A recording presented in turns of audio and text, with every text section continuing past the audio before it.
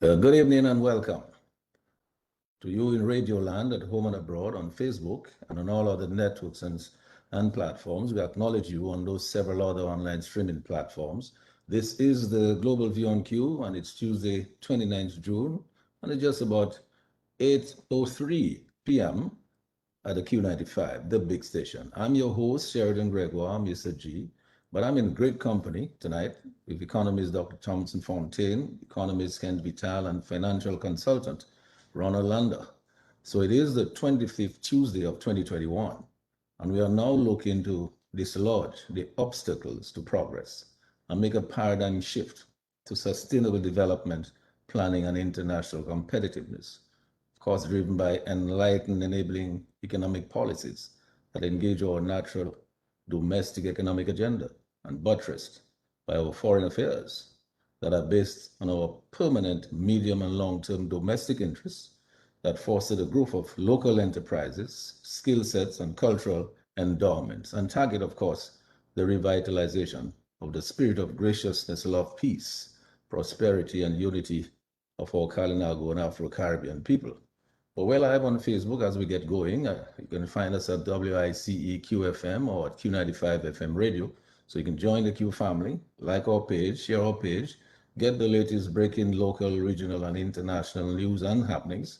The big issues remain: misdirected and misguided foreign policies, conduct in public office that damages our international image, lack of planned domestic economic or cultural interests, a questionable diminishing mono foreign earnings passport peddling economy, and weak financial management that translates into extensive waste of valuable resources.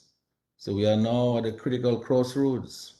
We must now choose to make modern electoral reforms and campaign finance reforms, pursue real sustainable development that values environmental preservation and proper natural resource use and management. So we look to be assisted tonight in all of that by Dr. Thomson Fontaine, Mr. Ken Vital, and Mr. Ronald in pointing the way forward, following the removal of the obstacles in the way of our progress, putting COVID-19 behind us, and unlocking the door to a new dispensation. So here's a question. Are we on the verge of a new cultural and economic reawakening? Is this the time to rise together to the challenge of protecting and sustaining our democracy? Are we ready to fortify ourselves with the armor of information, preparation, and organization? But we are delighted, of course, that Thomson Fontaine, Dr. Thomson Fontaine, and Ken Vital and Ronald will help us with all of those questions here tonight. And I'm sure we'll discuss the good, the bad, the ugly, the dangerous, and make some recommendations for the way forward. And I will do all of that with no anger, no malice, no personal attacks, no vilification, no divisiveness, just bringing back civility, a caring society, and good governance. So we continue to recognize the imperative to eliminate poverty, stop corruption, generate real income, high living standards, a better quality of life and health, justice without delays, and resilience and sustainability of our Kalinago and Afro-Caribbean people. So wherever you are in Dominica, in the region, and globally, join this conversation. Tune in to this space right now for another great debate. Wherever you are, in your neck of the woods, join us on the Global View on Q and have your say every Tuesday with me, Mr. G, only on Q95, the big station. So don't go anywhere, keep it locked right here. But let us continue to remind ourselves that Dominica still has too much widespread poverty, mendicancy, unemployment, insufficient jobs, abuse of women and the elderly, inadequate housing, increasing brutal crimes, a struggling economy, inefficient affordable housing and health insurance and healthcare. None of this is eliminating poverty and unemployment. None of it is generating optimal wealth for Dominicans. None of it is eliminating this lingering mendicancy or dependency on handouts or helping our people to maintain good health and become wealthy enough through a good sustainable job or through their own enterprise by utilizing and adding value to our natural and human resources, or enable our people to take care of themselves and their families by ensuring a better quality of life, better living standards. We still have a minimum wage of $4.05, for God's sake. So as usual, we recommend you decide what you think about the information that we disseminate tonight. And of course, as we go along, we say, as usual, a heartfelt thank you to our healthcare providers and frontline workers in this continuing dreaded COVID-19 situation. Please follow the guidelines and protocols. Play it safe, stay alive. So we shout out all of our Q family listeners at home and abroad. Happy to have you with us tonight, wherever you are in your neck of the woods in Dominica, in the region, globally. Lambi will give you the numbers later on, so he'll direct your calls. We'll take your calls, and Sherwin Norris, our tech, will keep us on the air tonight. Now let's get started. As we go, I want to go over first to our learned financial consultant, a gentleman called Ronald, to make his opening remarks and to get the ball rolling with his initial contribution to the conversation. As usual, I hope that my brief remarks here help in some small measure to reasonably frame the big picture, the platform and the launch pad for our dialogue tonight. And I look forward to Ronald and Ken Vital and Dr. Fontaine a little bit later in the conversation making some clear recommendations as to the way forward out of the current dilemma that we are in. Ronald, I want to go over to you now. It's your turn to get us going. Thank you very much, Mr. G. It's a pleasure to be on the program tonight, especially with some distinguished friends that I've known for an extended period of time. The first area that I would want us to discuss tonight or focus on is the area of development planning. This is an area that we have not been given due attention.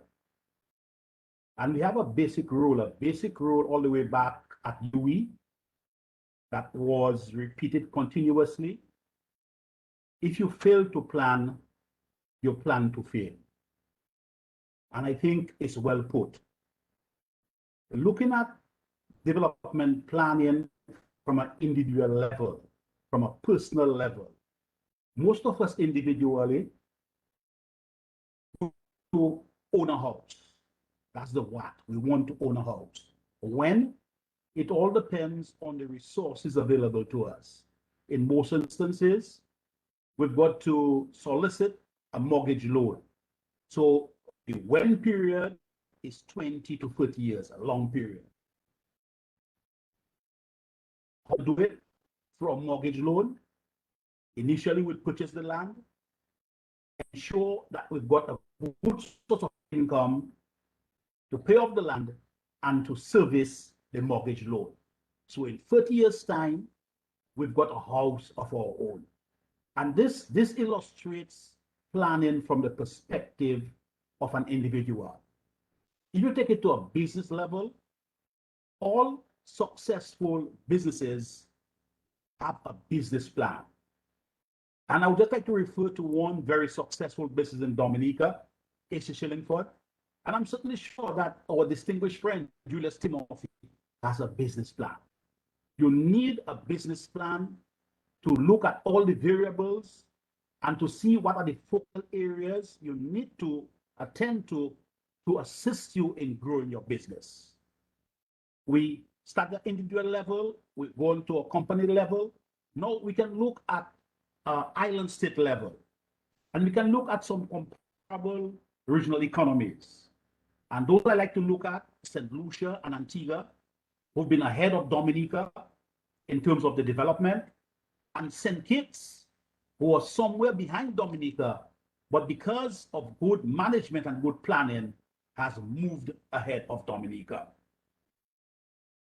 A sustainable, integrated development plan is necessary for Dominica, especially with the agreement for the development of an international airport by 2025. It was always necessary, but it has become more necessary since we are talking in terms and there's a lot of publicity. Is it an agreement? Is it a contract? I've not seen the documentation, but what I've seen in the media, it says an agreement for development of an airport by 2025. The airport of and in of itself cannot create economic activity. We need to focus on the growth sectors to ensure that we create the necessary economic activities to make the airport viable. In the first instance, when the airport has been constructed, we need to focus on the growth sectors, and thereafter, we need to put additional focus on those growth sectors, because an airport in and of itself is a 40 to 50-year development plan. Look at Melville Hall. Melville has been in operation since the late 50s and 60s, and it's still functioning.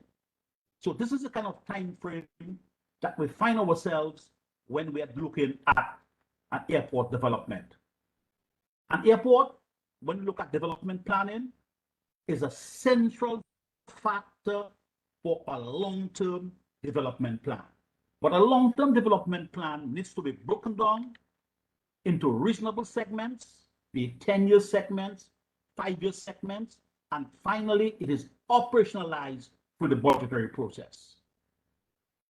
What are the plans do we have for the growth of the sectors in support of the airport project?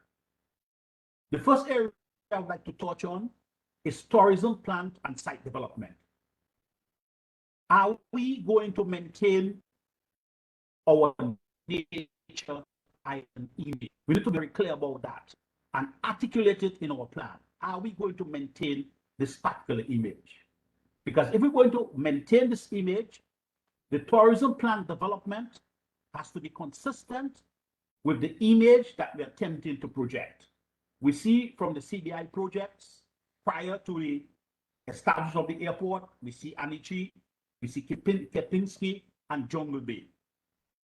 At this point, I must commend Mr. Raphael, who to date has made the CBI program operational. I'm not too sure about Kepinski and Anichi. I saw recently that Fort Young is doing some kind of expansion to its hotel plant. I'm not too sure if Fort Young is benefiting from the CBI assistance. But when I saw the structure that is being put up by Fort Young in the center of Roseau, I asked myself if that structure is consistent with the nature island image. It's essentially a dome in the center of Roseau. So I'm not too sure what's happening there. The other area of concern I have is places like Gary Hotel. Gary Hotel has closed down. Gary Hotel is a locally developed hotel that has been around with us for a while, providing services to Dominica, and they may have the challenges. But why should we allow Gary Hotel to go out of business? Is that an indication of what's happening in our economy? We know that we had two other very important hotels, Evergreen and Anchorage, as a consequence of Hurricane Maria, they went out of business. But what can we do? Those entities have been with us, contributing to our development over an extended period of time. They found themselves now in challenging positions. What can we do, especially with the CBI funds, to assist them to remain functional? The other area related to tourism is a tourism site development. Our major tourism site, our major tourism facility is located within the Roseau Valley. Recently, I saw that we are aggressively pursuing a geothermal project in the Roseau Valley. Is that compatible with a nature island image development plan? I'm not too sure. Is there anywhere else in Dominica we could have gone and do the geothermal project? Or can we focus on other sources of energy? Hydro, using latest technology, solar. Solar had some challenge in terms of storing the capacity. I think they've dealt with that. What can we do about that? Honestly, from a professional perspective, I don't think that we should be pursuing a geothermal project in the Roseau Valley. especially some of the area that we're going to be using for the geothermal project is displacing a project that we had previously in the Roseau Valley, where we had a cat moving around, a tram project. It was a wonderful project, a tram project. And I think this is the direction we should go in resuscitating the tram project. Another area that is very attractive for our tourism development is the botanical gardens. I was raised up in the botanical gardens. And when I see the condition of the botanical gardens today, I say to myself, there is no management of our tourism facility in Dominica. We extend to Roseau, and when we look at Roseau and the state of Roseau at this point in time, the roads, the gutters, the sidewalks, I wonder what's really happening with the management of Dominica. The management of Dominica as a whole and the management of our tourism facilities. Recently, we have been involved in erecting apartments all over Dominica. Is that consistent with the nature island image? Was it possible that we could have developed some housing system that fits into that nature island image? And what is going to be done over the next 5 years when it comes to the maintenance of those facilities, of those apartments? This is going to be very challenging.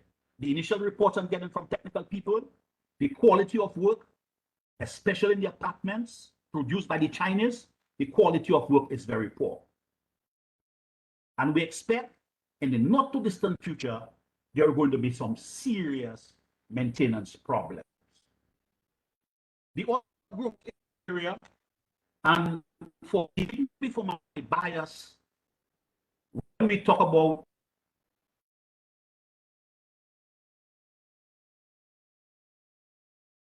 education, health, but because of my bias in economics and accounting, the areas I'll be focusing on are specifically the growth areas and how can they impact on the development of an airport.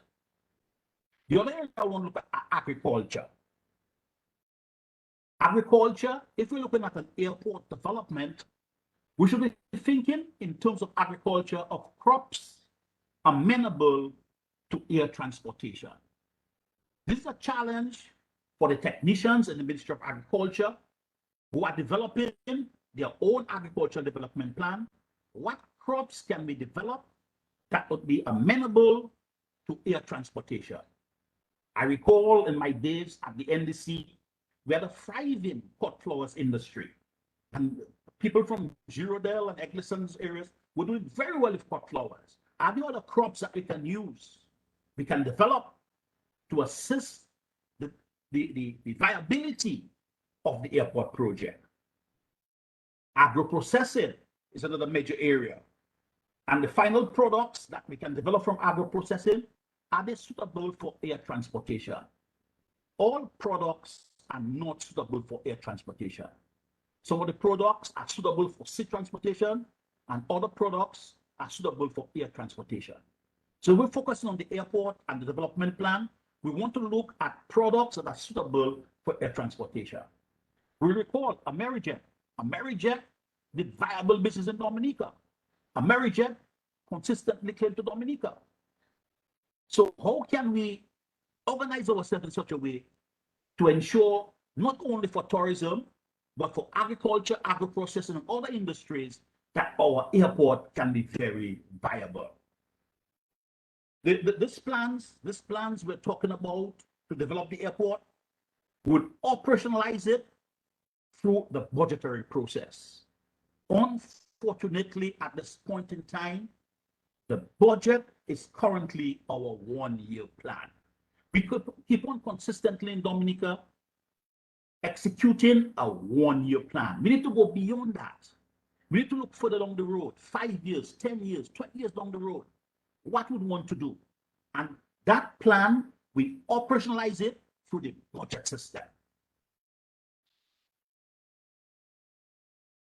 The agreement that we developed for development of the airport is with Montreal Management Consultants Establishment.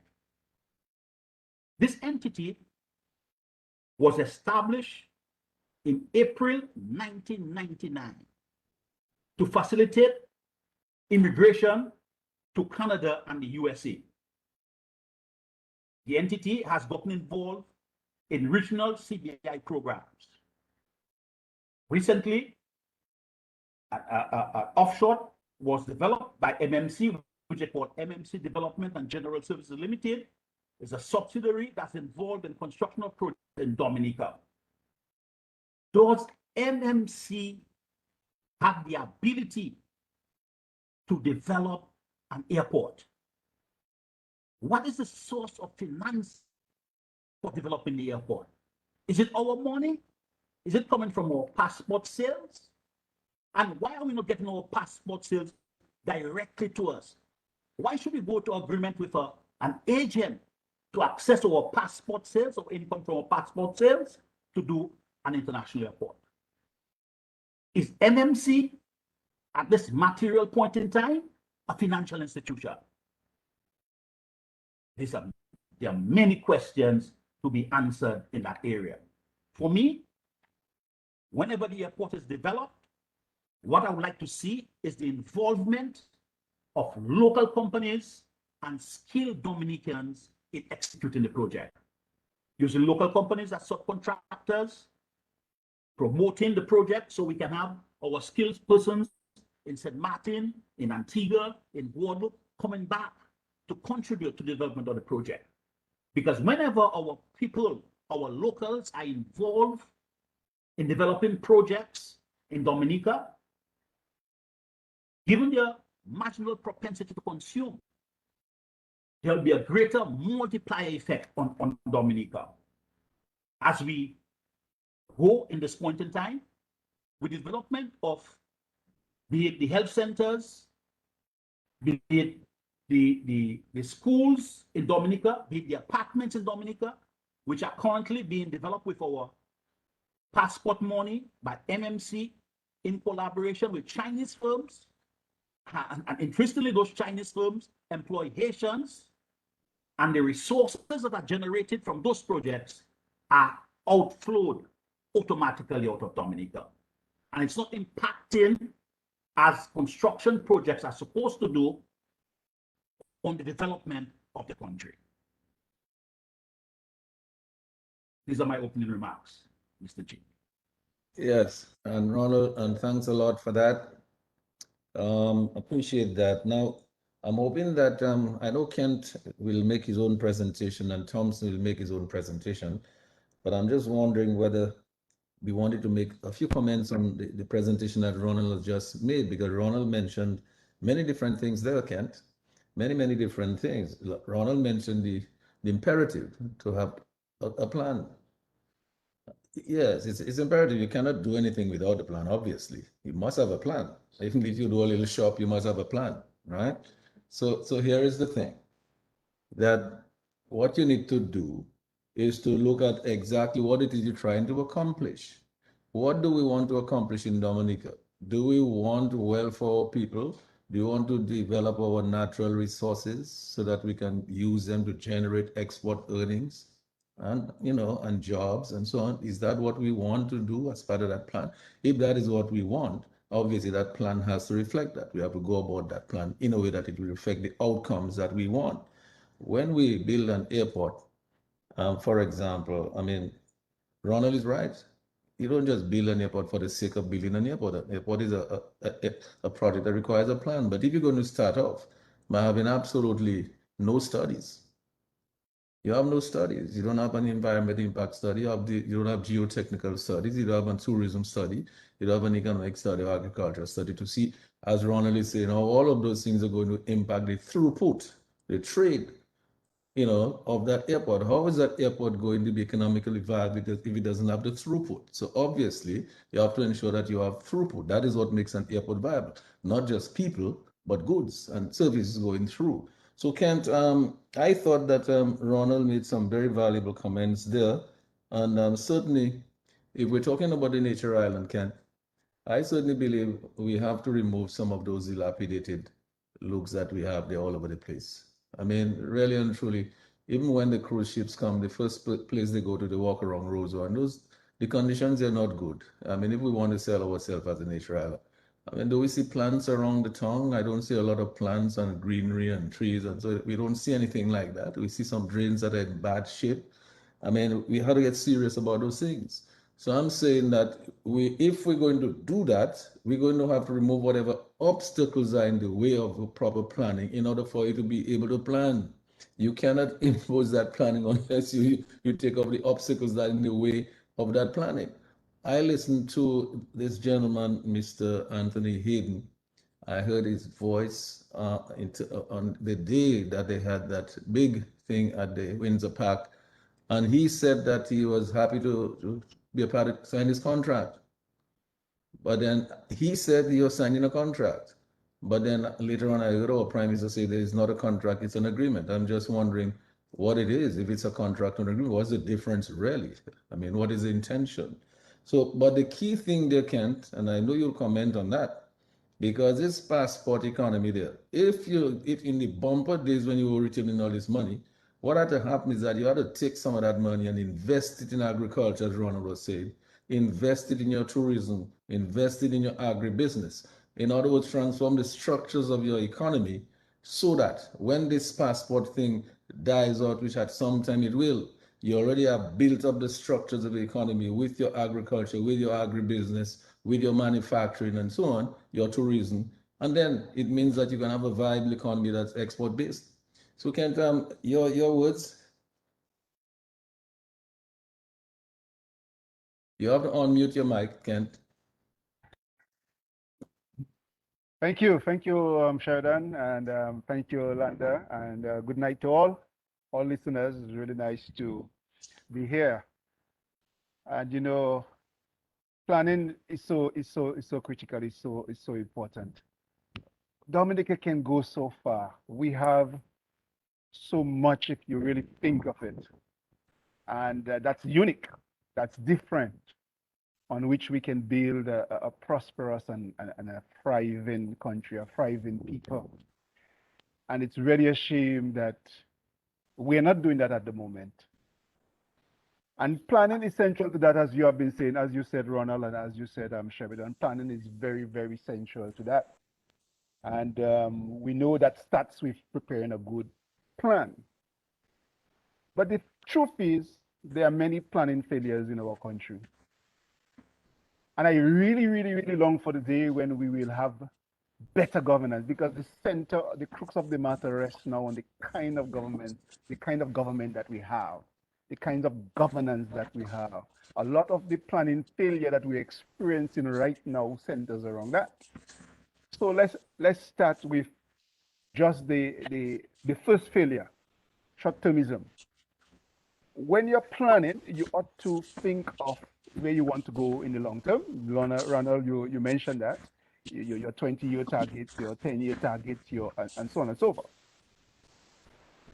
But then what we often find is in our kind of governance systems, in our kind of systems, that many times people get into power, and certainly it's so for this government, and they are thinking of what to do in order to retain power in the next 5 years.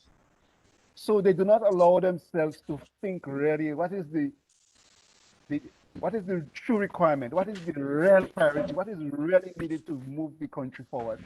They think instead of what is needed to get re-elected.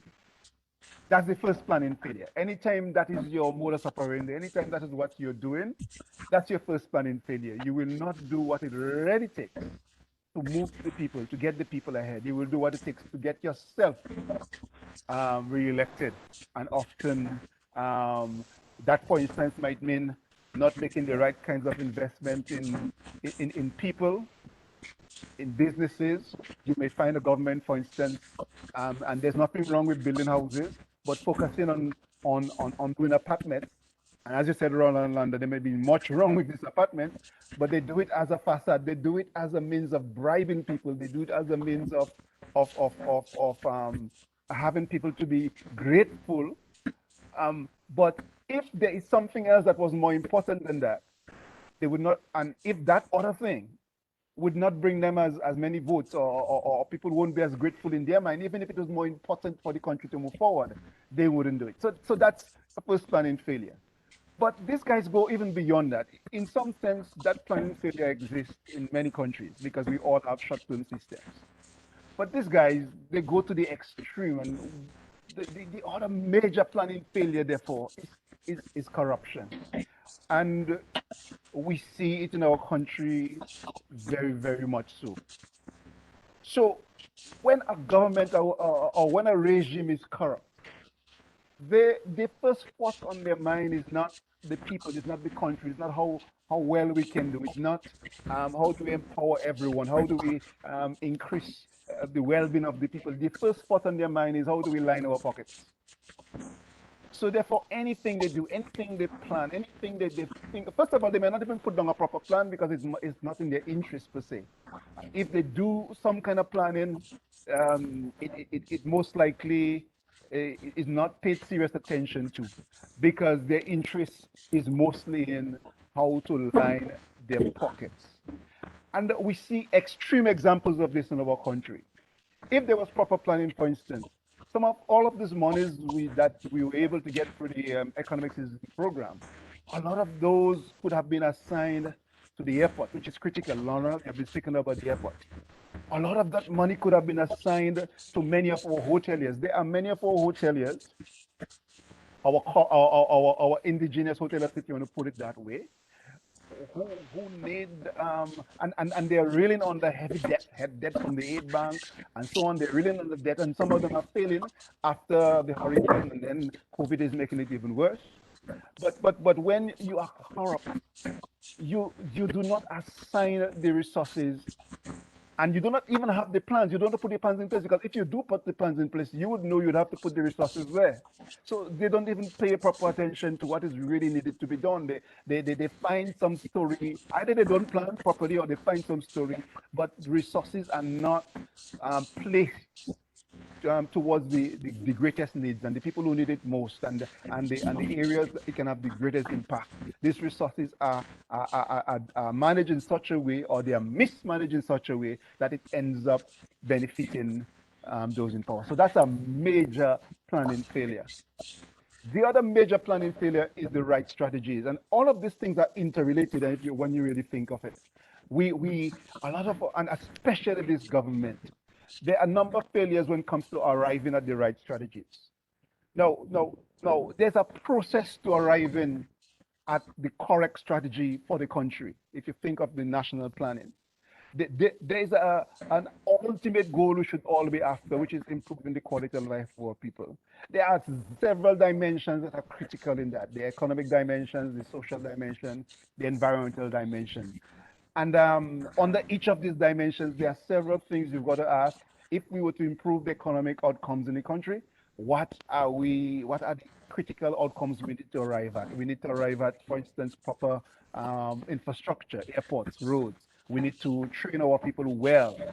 We need to have proper policies so people can access financing. We need to be able to identify those companies, those who do well, or who have good ideas, and the ways in which we can assist them to improve their ideas, access financing, access technical assistance, and so on. All of this. So when we drill down there, and then you begin to ask, okay, what are the constraints? What are the things that are preventing us from arriving at each of these outcomes? And it's only from an understanding of that gap, or the constraints, that we can plan good strategies. So we have several failures in that regard. Number one, we do not have the process right often. We do not have the process right. Number two, sometimes, especially the government that we have, we do not put the right people in place. So often what we find happening is that this government, this corrupt government in particular, do not put people with the right skills in place. They put people who they can manipulate. They put persons who can help them to be corrupt. And these persons often don't have the knowledge, or they don't have the intent to do what is right. So often you have a failure right there, not having the right people. So they don't understand the constraints. They don't understand the whole issue of competitiveness. Somebody mentioned the issue of studies. the kinds of studies that need to be done before you take certain decisions. So there are tremendous planning failure, and it's because it all boils down to the fact that we have a rogue government, that we have a government that's really about themselves, their pocket. They never got into power because they wanted to help the country. They really got there because of their personal ambitions, because they see it as a means to line their pocket. So that's a major planning failure. Then we have the monitoring and evaluation because what they are after is lining their own pockets. They're not interested in doing proper monitoring and evaluation, but monitoring and evaluation is central to proper planning. You know, when you set out to do something, when you set a goal, you have to ask yourself, have I attained that goal? After a year, after 2 years, after a couple months, you have to assess, did we achieve what we set out to do, what we set out to do in the first place? And if we didn't achieve what we set out to do, the question becomes why. And not just in terms of the output, not just in terms of the construction of the road or the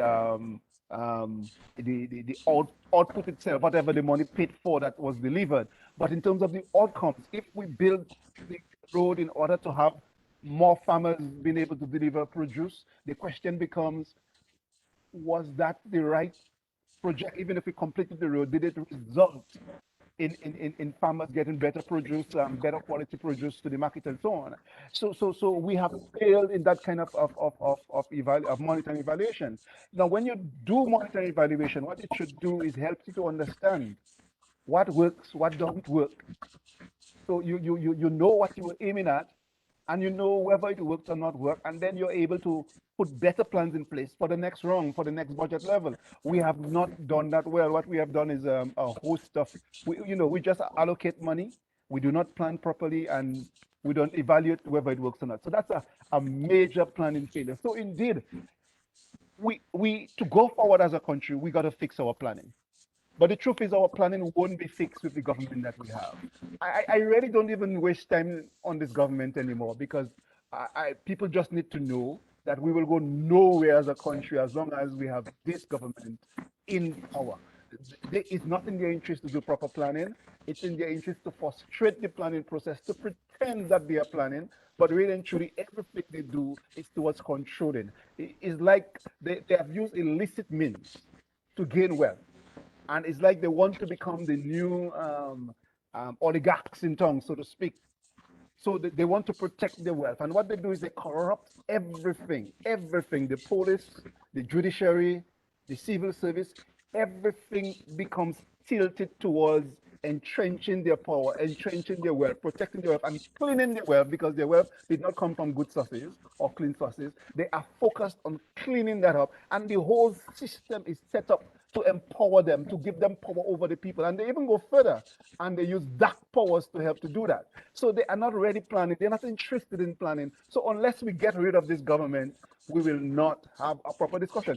With a government that's not that corrupt, then you can talk about, how one government can improve one element of planning over the other. But we're not into this. These guys are just so terrible, so bad, that our only hope in this country is to get rid of them. And then we can begin to talk about proper planning processes. But so I will just say that, and I will give it over, and we can continue to talk. Yes, Kent, I don't know if Thomson is still with us, because I noticed we're not seeing him. So Thomson, let us know if you're still there, if you can hear audio. So I hope Thomson, I hope he's not having internet issues, because we know where he is. He's all the way on the other side. But Thomson, you're there. One of the things, Thomson, I'm saying, I listen to these young people, Ronald Lander and Kent Vital, youngsters, and they're brilliant, right, Thomson? Now, Thomson, this thing about planning there, first of all, I just find there's too much waste in our country. First of all, if we're talking about planning, why do we need 21 constituencies now? I mean, isn't that just wasteful? Why do we have how many ministries? That's just wasting money. We used to have 11, I think, when Leblanc was there. Leblanc seemed to have done all right. Now, from the point of view of planning and budgeting, somebody mentioned the question of budgeting, Thomson. You have a guy who knows a lot about that. It seems to me the way we've been doing budgeting there is that you have different departments of government and statutory bodies that's come to say, here's what we want to do for the next 12 months, and therefore we want so much money. And then somebody decides just chop, chop, chop, chop, and arrive at something. Thompson, I want to put this challenge to you tonight. I'm thinking myself, in order to eliminate waste and to have better planning, I think we need to empower the people in the communities.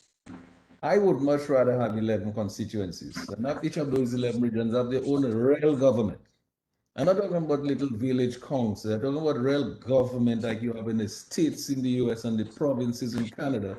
So people are empowered. So when poor people, farmers send their children to school to study and learn and they come back, they can have prominent position in the community. So their government can look at what we can do in terms of budgeting, project-wise, to look at what we're going to do in our region, what we're going to do in agriculture, because we certainly have some advantages in A, B, C, D. What are we going to do in manufacturing? What are we going to do in tourism? What are we going to do in agribusiness, in fisheries, and so on? These people in their communities know what their natural advantages are. They are much better suited to be able to tell you what the projects are that they can do there, rather than a central government that's only interested in winning the next election that might say to a village council, here's a check, use that quickly and come back for more. But to do what? It's not creating jobs, it's not generating exports, it's not creating sustainability in the community, right? And if we are the nature island, Thompson, shouldn't be looking at our carbon footprint, shouldn't be ensuring that what we do is sustainable, that we look at our environment seriously. I hear Father Coffee, that man must be very tired now, he tired talk. He's protecting the rivers.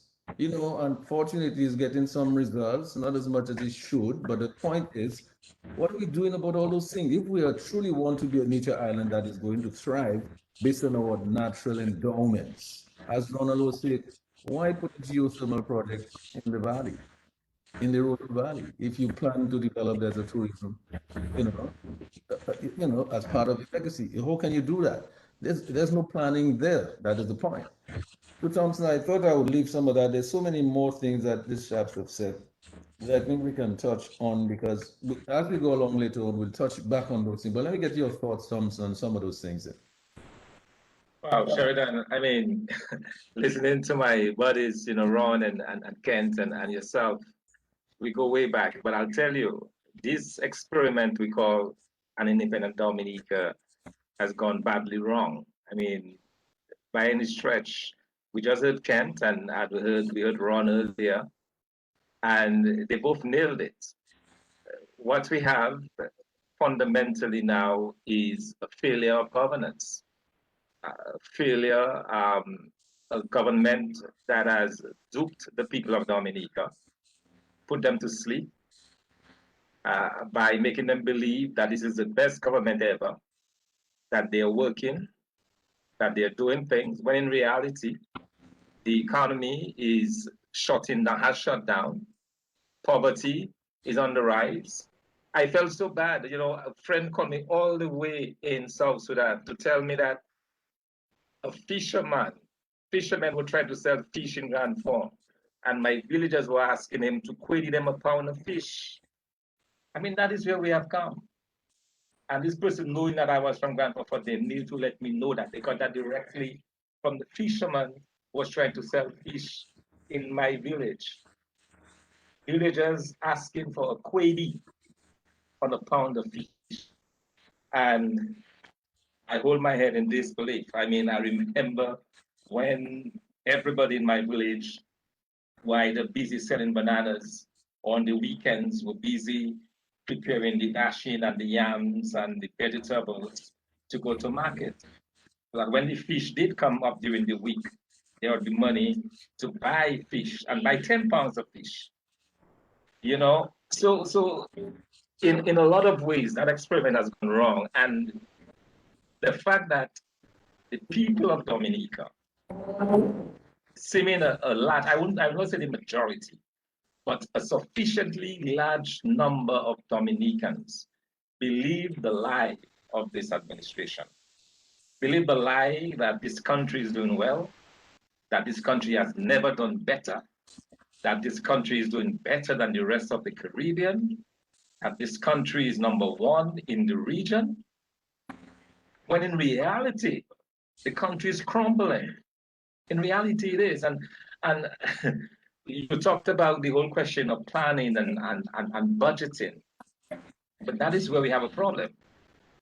As Kent rightly said, we have a government that is focused not on the interests of the people, but on building itself. It has people square pegs in round holes, individuals who are looking first and foremost to sustain the status quo, to protect the government, to destroy the paperwork that would somehow incriminate their leaders, to hide, to obfuscate, to weave and dodge and so on.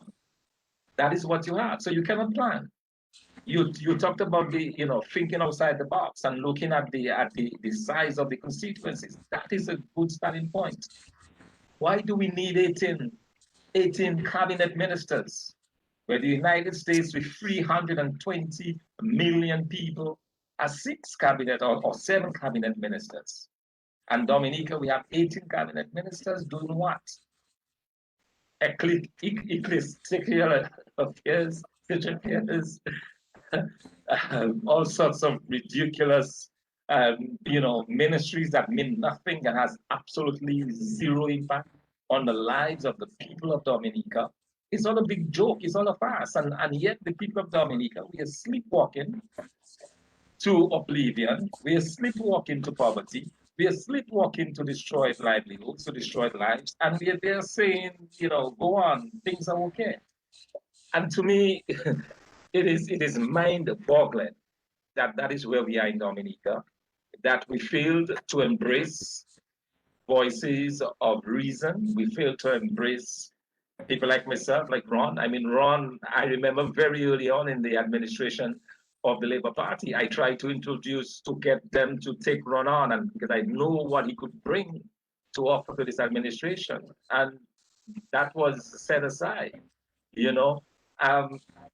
So that is where we are, Sheridan. And the idea of cutting down the size of government, the idea of empowering the districts, empowering the areas, and you talked about possibly going back to 11. I don't think we need as much as 11. Ideally, I'll probably cut Dominica down 7 ways, maximum 7, so that there is some equal parts, 7 into 70, roughly 10,000 people in each quadrant. And then you build governments around those areas that would then focus on building a type of a federal type of system, where you still have a federal government, but you delegate responsibility and powers to those regions, where they can then look at more closely at the interests of the people. And then you bring in bureaucrats, you bring in skilled persons to run those administrative areas, not politicians, not people that will be there concerned about taking out midway and so on, and doing those things that they do in Dominica to get the votes. No. And the experiment that we call Dominica has gone badly wrong. My hope is that we can still correct it. I mean, the next government, I'm already pitying, because they will have a hell of a job to do to bring this country back to a semblance of, and all this thing about international airport, all this fake earth movements and the buying up of land and so on. That is just to continue to make people believe that things are happening, when in reality, things are not. Well, things are, but on the wrong end, moving in the wrong direction. So yeah, I mean, yes, should we have done better? Sadly, 40-something odd years after independence, the experiment has gone wrong, Sheridan. Badly wrong. Yeah, I think so too, Thomson, because I mean, all you have to look at where we are. Look at where we are today, vis-a-vis St. Lucia or St. Kitts or Antigua, and our experiment has gone wrong. Now, I mean, as you said, one of the key things that has to be removed from our system is this thing about politicians wanting to stay in power forever. It's ridiculous. I mean, that does not make sense. Why should anybody? Ridiculous. The great America, you have 2 terms. Yes. You have a fixed date for election, so nobody tell you, okay, I have something in my back pocket, I'll let you all know when. It's a fixed date for the election. Everybody knows when it's going to be. Why can't we just do that? Why can't we have 2 terms? So you cannot be there forever. You can only be there for 2 terms. So you have to maximize your efforts and make sure you do the right thing to move the country's agenda forward. So your legacy will be what you have accomplished for the people. And these things have to be measurable, Thompson. They have to be measurable. You have to measure in terms of the people's their wealth. Do you see your people getting wealthier, or do you see them getting poorer? Do you see more mendicancy? Do you see more handouts? That is, you have to measure those things. Do you see more exports? Do you see more tourism arrivals, more tourism expenditure? Do you see hoteliers looking like things are going well? Instead of that, we marginalizing our Gallery Hotel. I mean, you look a big hotel right there in town, and we marginalize. Why is it that some hotels have passport money to develop, and Gallery have to go to the bank and borrow money? Why can't we just take this? Unbelievable. Unbelievable, because if we have $2 billion or whatever we have, it is outside there. Listen, Thompson. I mean, why not? If the guys were to listen to you and they say, okay, let's have 7 or 9 or 11 constituencies. This will be local government. I'm talking about real government. Real government. These people, in fact, should be empowered to become a real government. And I think, Thompson, I like the idea of a separate Senate.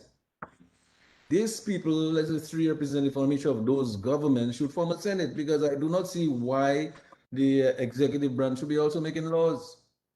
How can you be the executive branch and you have all the people in the cabinet going in the parliament and making the laws? I mean, the eyes always have it. That would make sense. I would empower local community people to go in there and give them all what they need, all the expertise and so on, to become a real Senate and to make the laws. And then you would have a separate branch of government, equal powers as the government, as the executive branch, right? We don't have that separation of powers in terms of the legislative branch. Okay?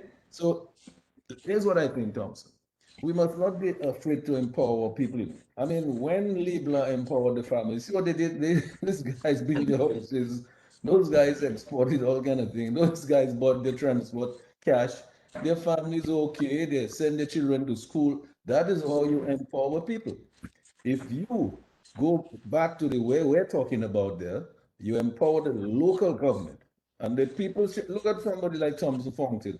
Why can't some people like Thomson only being grand for developing their local government and making people in that area wealthy for their own enterprise? Why, for example, that local government there shouldn't come up with their own budget of all the projects that they want to do for the next 5 years?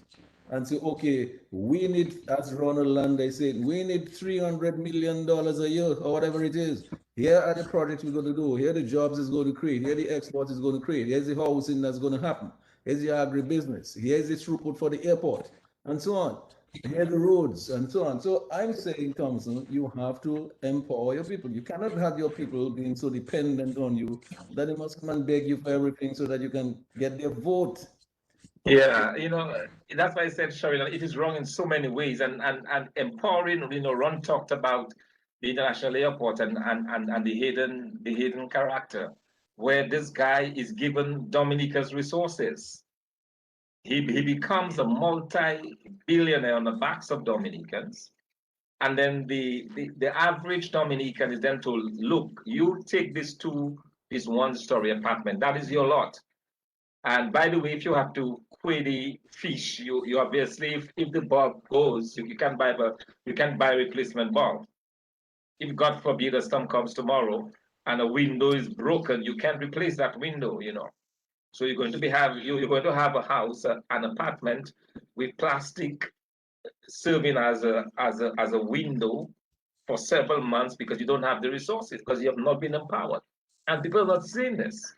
People are not seeing that they've been taken for a ride by this government. And simply because, and the only reason why Skerrit wants to remain in office for how many years is because he wants to keep enriching himself and believe that he has a greater sense of self-importance. But history will judge this man harshly. History will judge Skerrit as the man who destroyed Dominica, period. There's no ifs or buts about it. We can begin to write the history of Dominica now, and it will show that Skerrit is the one who destroyed this country, supported by a set of acolytes. And we know who they are. Now, Ronald, I want to come back to you because I always like to go to brightness when my own thoughts run out. So I want to go back to you, Ronald Land, because, you know, this business of empowering people. Ronald, do you remember a time when Dominicans were empowered, when the farmers were empowered? They were doing well on their own. They didn't need no government. They didn't want no government on their back. They were doing well. They were exporting their bananas, exporting their stuff. They were empowered. Do you remember a time when the manufacturing sector was empowered? You had so many different factory outlets and shoes and clothes and candles and Paul's plastic and pastoroni and all kind of things. They were empowered, Ronald. Bellows and blows and all this kind of, they were empowered. They were local people doing enterprise. They were holding their own. Do you remember when the retail sector was empowered? People like Venus and Annette Sentile and Liblan's Boutique, they were empowered. They owned the local retail sector. What happened today? They're disempowered. They're no longer there. The thing has been taken over by Chinese people. Why on earth should we have Chinese coming to Dominica to take over the retail sector to sell fried chicken? Why can't they go into manufacturing and work with us? Go into manufacturing that can add value and create export. Your thoughts on some of that, Ronald? Unmute, Ronald. You unmute your mic, Ronald. Yes, yes. I am very concerned at this material point in time. I've been around for a while, and I've observed that our whole productive system has significantly deteriorated. Production is very marginal now. And even production is marginal. Debt has increased significantly. Our debt at this point in time, I'm looking at end of 2020, is $1.485 billion, where the GDP for that same period at market prices was $1.268 billion. And consequently, our debt to GDP ratio for 2020, at that end of 2020, was 117%. We are in the danger zone. When your debt to GDP ratio exceeds 100%, you are in the danger zone. What do you need to do? Because in most instances, to ensure that the debt is properly serviced, that the debt to GDP ratio, the target is in the range of 60%. And this, as I'm quoting there, are from ECCB. So anybody can go to the ECCB website and do a search and get those numbers. The other significant thing is, while the debt is increasing at this material point in time, we've got a lot of CBI funds around. Why should we be increasing debt when we have access to CBI funds? Thomson told you about the experiment in St. Kitts, how St. Kitts was able to control your debt using CBI funds. And when you look at the extent of the debt, you look at the growth sectors and you don't see activity in the growth sectors, and you wonder what's happening. You look at agriculture. Oh, agriculture now has marginal exports from Roseau, from Portsmouth. I have occasion to pass by the Woodbridge Bay at least 4-6 times a day, and there must be around 20% occupancy on the port. We are not exporting agricultural products, and we are selling among ourselves in Dominica agriculture. And what we're selling among ourselves, most of the productions are done by our Haitian friends who over-fertilize, over-chemicalize, cut down the tree crops, and violate our City Council Act by selling all over in Roseau, to the extent you are ghettoizing Roseau. And when the funds are generated from that agricultural production, it is remitted out of Dominica. I heard the Prime Minister making mention that in 2020, 20 million, in the excess of $20 million was remitted back to Haiti. And that's what he knows about. I don't know the source of information, but I think it's much more than that. And this is very, very critical. You have GDP.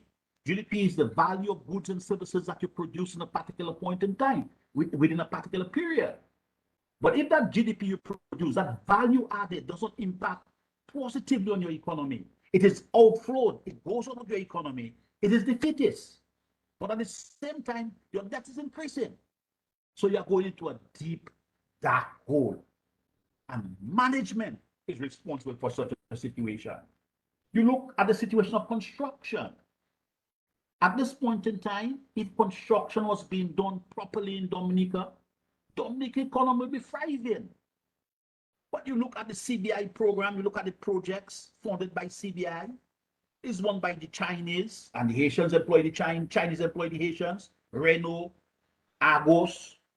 Preconco is another entity that brings in prefab building sets to put houses together. And consequently, the construction activity that should be stimulating economic activity in Dominica, the resources that are generated flows out of Dominica. So you might wonder, how do they pay the Chinese? Do they pay them in yen? I don't see Chinese around shopping. I don't see this integrating into our economy. Off and on, you see them at the market. But how are we managing that sector? Because construction is a sector that can allow you to get some vibrancy in your economy over a short-term period of time until your other productive sectors can get going again. You come to tourism again. And in the tourism, you see people like Kipinski. Who owns Kipinski? Who owns Kipinski? I really want to know who owns Kipinski. When Kipinski makes resources in Dominica, what really happens? Jungle Bay, I always commend Sam Raphael from the initial phases. I remember in the very, very early stages was at the NDC when I met him and so on, and he gave me some solid advice. And he started during that time. But he's one of the guys who made that program work. Notwithstanding, the resources generated from tourism are also going out of Dominica. So yes, you've got a GDP figure growing, one of the growth sectors, tourism, but the value you've added through tourism does not stay into Dominica and causes a multiplier effect in Dominica. It goes out of Dominica. And as you said earlier on about the wholesale and retail trade, Mr. G, you look around in Roseau now, it's so hurtful. Roseau is in such a brogodo situation, notwithstanding the persons doing business in Roseau are Chinese and Haitians. The Spanish operate by night, so you don't see them.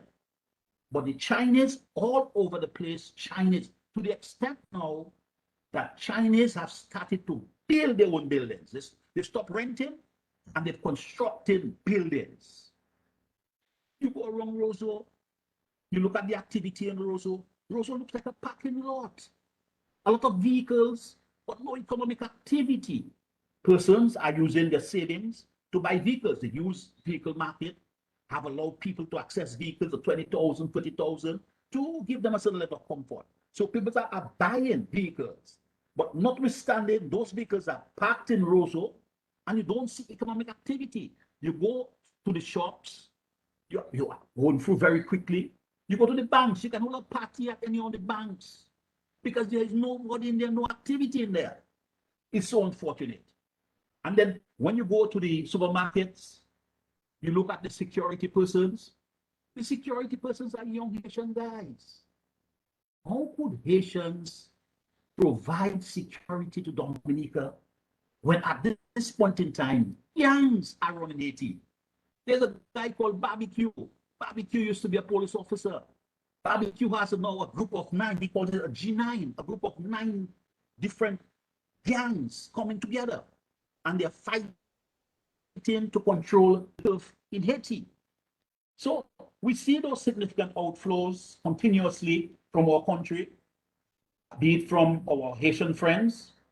We don't know the amount from our Chinese friends. We don't know the amount from our Spanish friends. But what is happening because of the poor management of those nationals? Our economy is getting smaller and smaller and contracting more and more. There's lesser demand for goods and services. And I suspect in the not too distant future, if we don't do some kind of damage control, will be some serious problems in Dominica. Kent, I think Ronald is right, if we don't do some damage control and take some corrective measures, because I hope you can tell us, you see this debt to GDP ratio. I mean, why should your debt be going up so much, your national debt be going up, and you have all these resources outside from the passport money? I mean, you're boasting you have so much resource out there, and your debt is going up. Why are you borrowing money when you have money? That makes no sense to me, right? Now, Kent, here's the thing. When we talk about empowering locals, right? I mean, we have natural resources, Kent. You tell me, why can't we use our water to correct our debt to GDP ratio so we can export a lot of water, bulk and, bottled water and so on. Why can't we develop that? But we're not attending to that. We're not taking money from the passport business and put into production of water. We're not doing that. Kent, if we have 1 million coconut trees, you have probably 100 million coconuts. I mean, Kent, you know how much coconut water that is? You know all what they do with coconut milk, you know what they do with coconut sugar and all that kind of thing. There's so much. I mean, look, we have the oils and fats protocol and Colgate Palmolive, DCP worked wonders from that. They did very, very well from that. Why is it that we're allowing all our natural assets to dwindle and we behave as though we don't have anything and all we have to do is, if not passport, then what? But we have a lot of natural resources that we can use. Everything we put in our soil grows, Ken. That's right. Everything you put in the soil grows. So why don't we see that as a major advantage? Let me go over to you now, Kent, and see what your thoughts are on that. Because I mean, as Ronald is saying, yes, we talk about 4-star, but 5-star and so on, hotels, Kempinski and whatnot. We have talked about another one at the Laya River Hotel. It's still, Right. it's still down there. I hope the Kempinski can maintain. And for a few years from now, it'll still be there, I hope.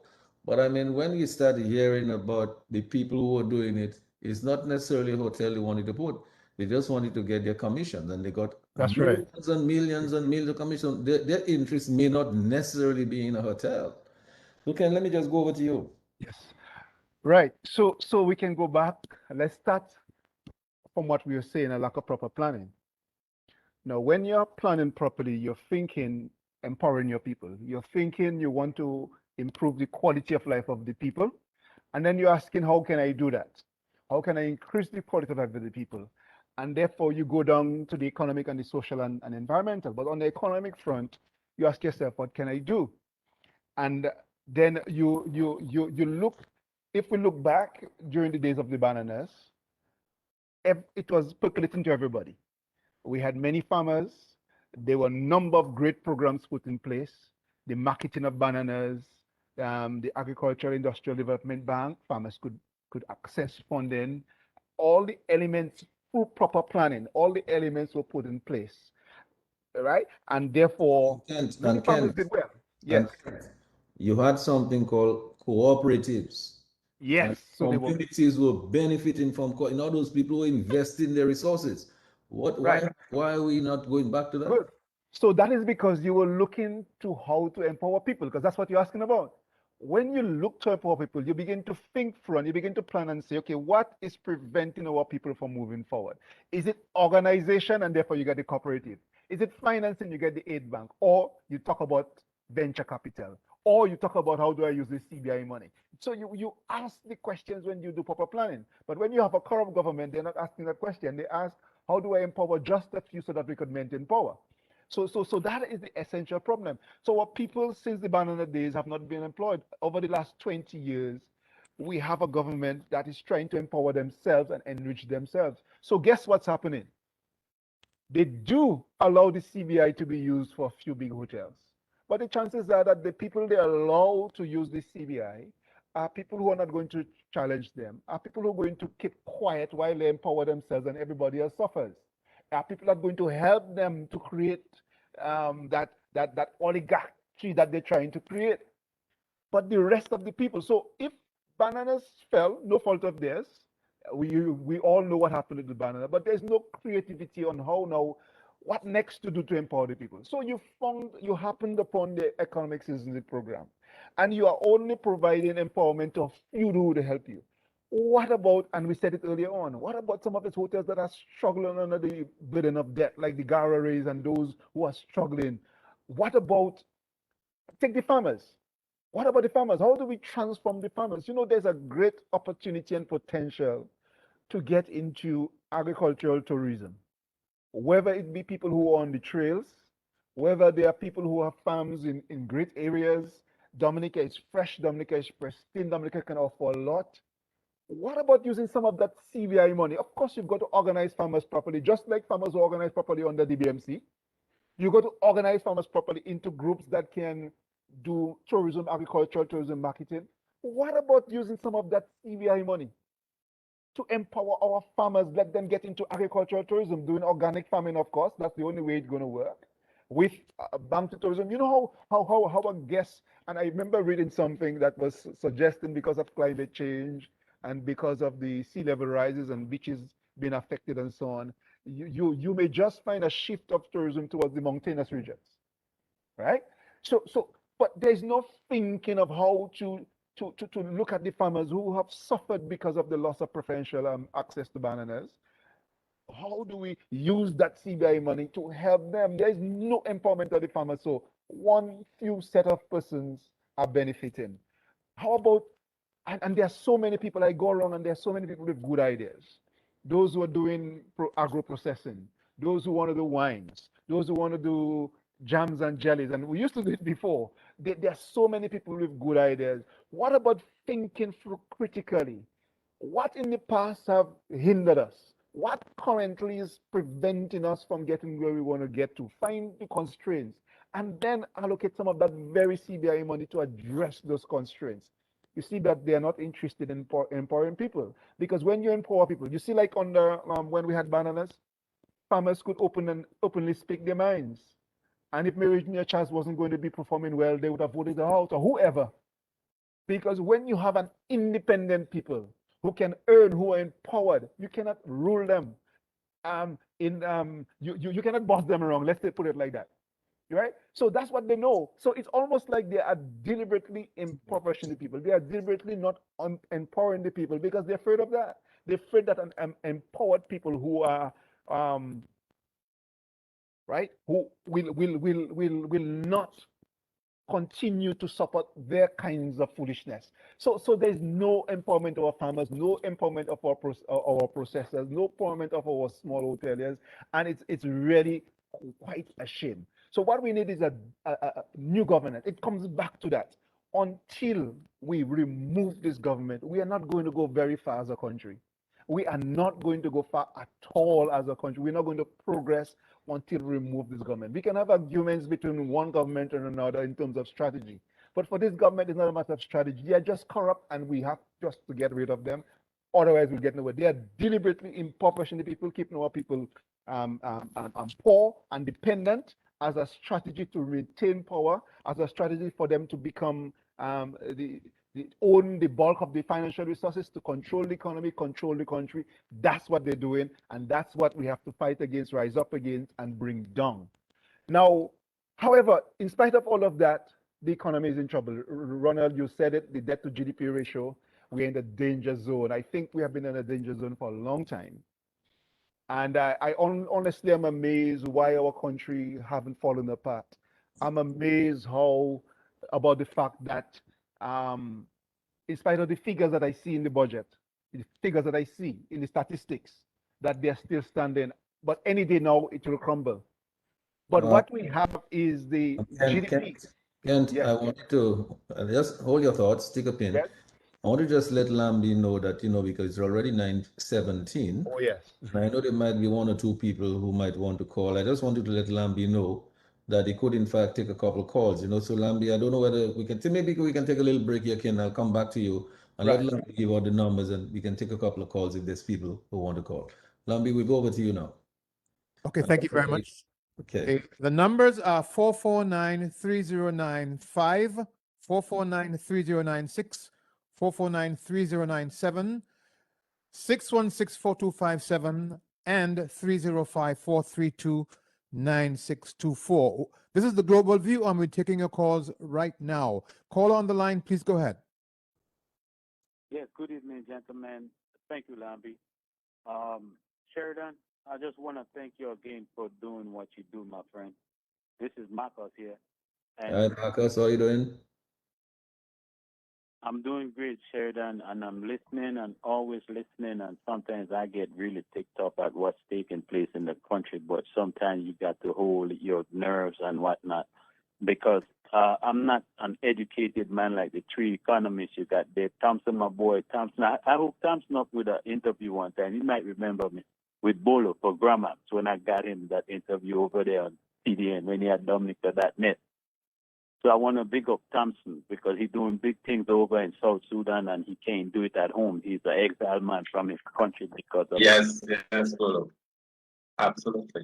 Let me go ahead and say what I have to say so others can get online. Sheridan, I've asked before, once, how many times does a dollar circulate in a native Dominican hand in the country? And I remember asking Mr. Vital, and at that time he didn't know. But that's not what I'm asking. I have a bigger question now. Dominica's debt to income ratio. Nobody knows nothing about that. Nobody cannot tell you. Our finance minister cannot tell us because in my mind, this guy is not really finance, but I'm not going to go down that road because, time is of essence. I would like to go to the passport. These are the three things, and anybody could answer any one of them. The debt to income ratio and the passport peddlers who ends up with a hotel. Are they still peddling passports? And what is the return to the country? Because here, how I understand that thing should work. If I'm going to let you sell passport, you should not have to sell passport in the first place if you're a businessman. You could come to the government where the government finance your hotel and you give the government back that money, which is the people's money, with interest. This is how banks operate.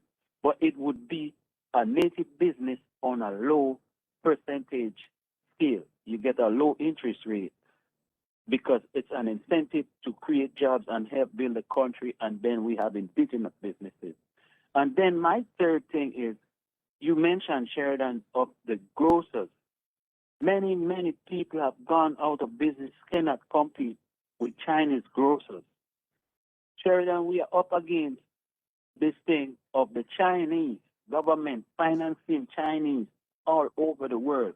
We know that's how they purchase all of Roseau. That's how they build in all the buildings. They get money from their government to build China's economy for takeover. Some people say it's a soft takeover, but I see it as a hostile takeover, and it's not as in your face as it is, but it's a real steamroller, the way it's set up. They give them loans and they send them throughout the world to purchase and control certain places' economy. So here we are. We have some people, like they mentioned earlier, in apartments who cannot afford to put a window or fix something if something broke in the apartment. Yet our money has just been funneled out from underneath the country, and I don't know what's going to happen in this country. But I want to highlight, lastly, what Mr. Vital said. The country cannot move forward and will never move forward as long as we got Roosevelt scared in the way. And this is one of the focus the people has to make sure they stay on, because this gentleman, like Thomson said, he will not be judged too nicely by history.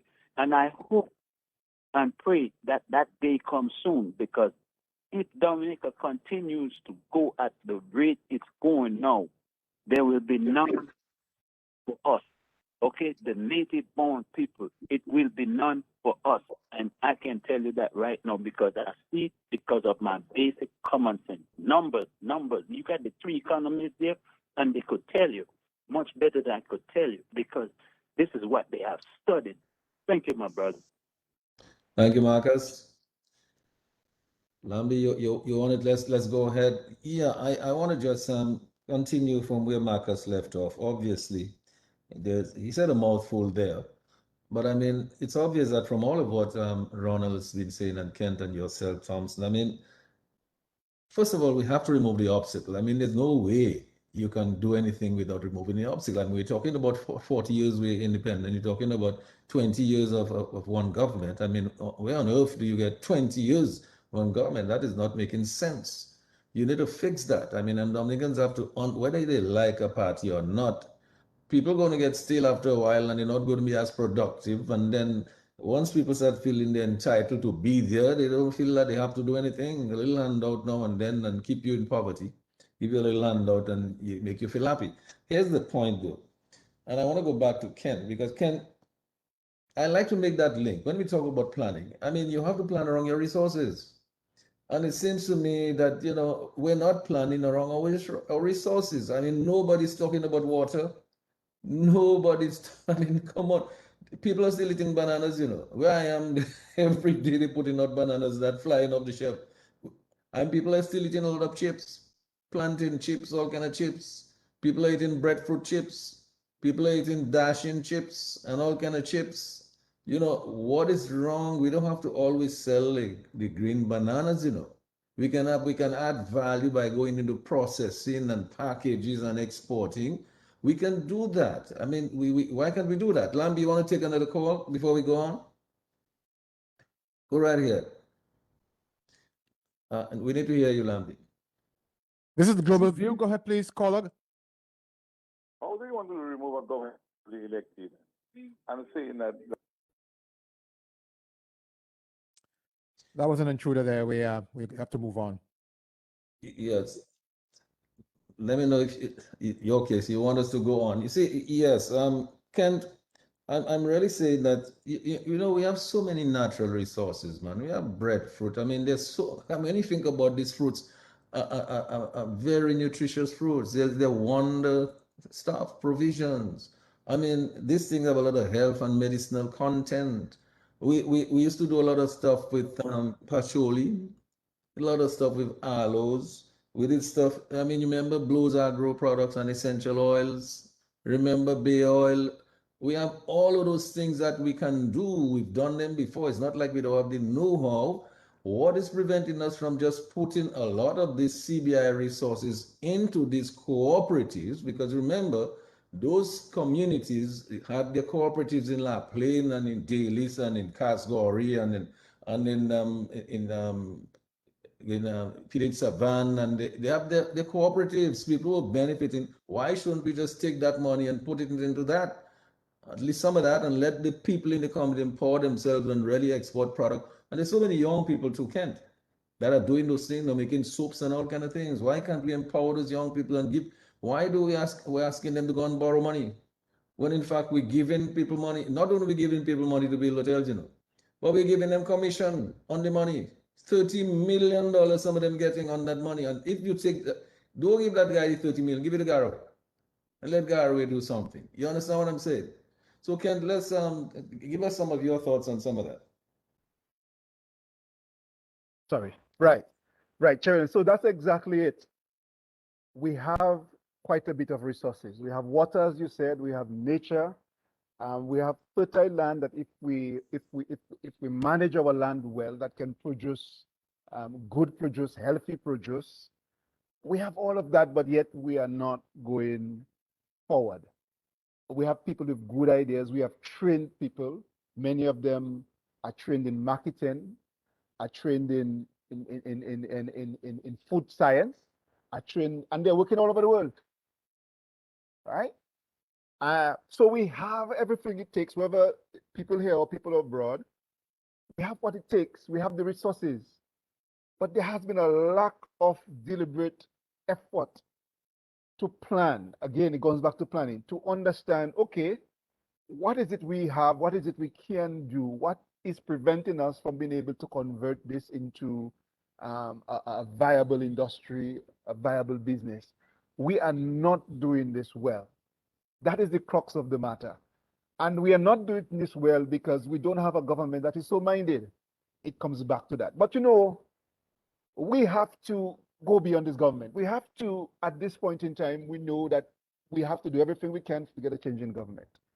But I think at this point in time, we have to begin to do things despite this government. And that is what I'm beginning to put my mind to. Some of the very things you mentioned. there's one gentleman, for instance, doing some lovely breakfast cereals. There are other people doing chips. There are other people doing or who want to do, or they're doing coconut oils and so on. We can put together the structures for proper marketing of those things. We can put the structures for proper product improvement, proper packaging, and so on. The government is supposed to do that. The question becomes, if the government is not doing it, and they will not do it, until the government changes, what do we do? And that is part of what I am addressing my attention to.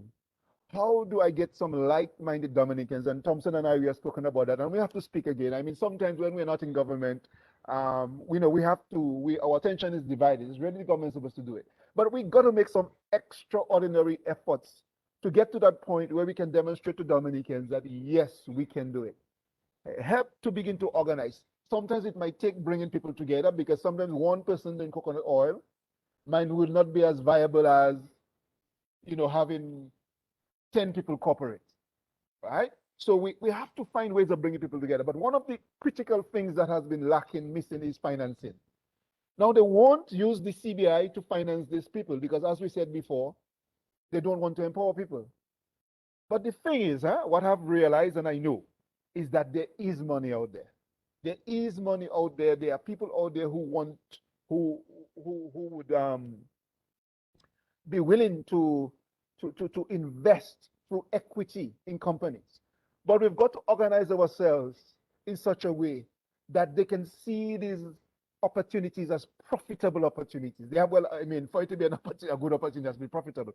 But we have to show them that. We have to organize in such a way that we can attract these investors. One of the problems we're going to have in attracting investors is the fact that we have a rogue government. There are some persons who don't even want to look at Dominica simply because of the government that we have. But in spite of that, we have some success stories. When I say success stories, some persons that are doing something, some processing, some agricultural processing that shows promise. And my intention is to help to work with people like Thomson and others to begin to package that, to begin to help them put that together in proper documentation, and to access the kinds of financing and assistance to bring it to the next level. We have to begin to do things in spite of this government, but we long for the day when we will have better government and those things will be done. There was an interesting discussion that we had the other day on water. WAVE group, the YT Kubali, whatever the acronym is, you can maybe help me with that.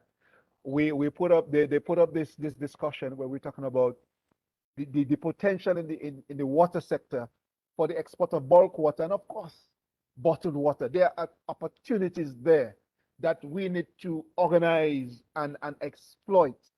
But it comes back again to a government who do not have the right systems in place, who have square pegs in round holes, who, when something is done, they want to be the ones doing it. And that kind of corruption, when you come to them with the idea, they will corrupt it, they'll want to run with it and so on. So we really just go nowhere with these guys. But I can assure you, I'm not saying, let no one think that I'm saying this is easy. This is actually hard work. We got to work hard at it. We got to work smart at it.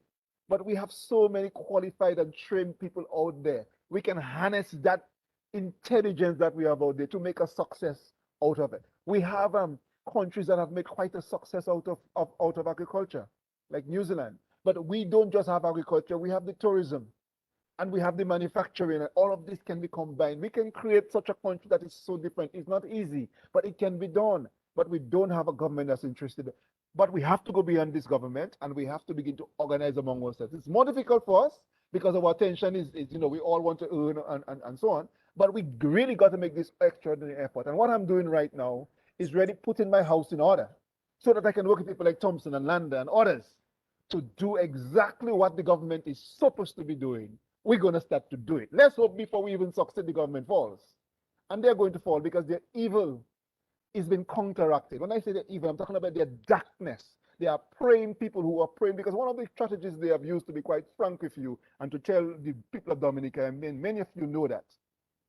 Many of you know that they are in the dark world, and they are using witchcraft, and they are using control over people using darkness, but that is going to fall. But that's another topic for another time. But I'm saying to you, there are many of us who have to begin to come together, work with each other. And I'm putting my house in order. I'm putting things together. Me and Thomson, we still have to have a discussion. And Ronald, you know, we and others we're going to bring on board. And we're going to do what the government is supposed to be doing until such time as the government falls. And I call on everyone who want to join on that effort to let us know, let us work together. We've got to take matters in our hand, and all the resources do have, the opportunities that you are saying, Sheridan, that we do have them, but let's capitalize on them. Let's work and demonstrate to people that there is hope. Thomson said earlier on, they try to make people think as if there's hope, but there's no hope, but there is hope. They try to make people think that better cannot be done, but better can be done. And we have to show the people that better can be done. It's not supposed to be what we're supposed to do. The government is the ones who are supposed to be doing this. But what are we to do? Sit down and let the country rot? We have to begin to arise, and in the process, people will realize what's happening, and they will be out of the door even faster. But ultimately, they need to be out of the door for us to make the kind of progress that we need to make. Let me stop there on that and give others a chance. Yes, Thomson, and thanks a lot, Kent, for that intervention there. But Thomson, a couple of things.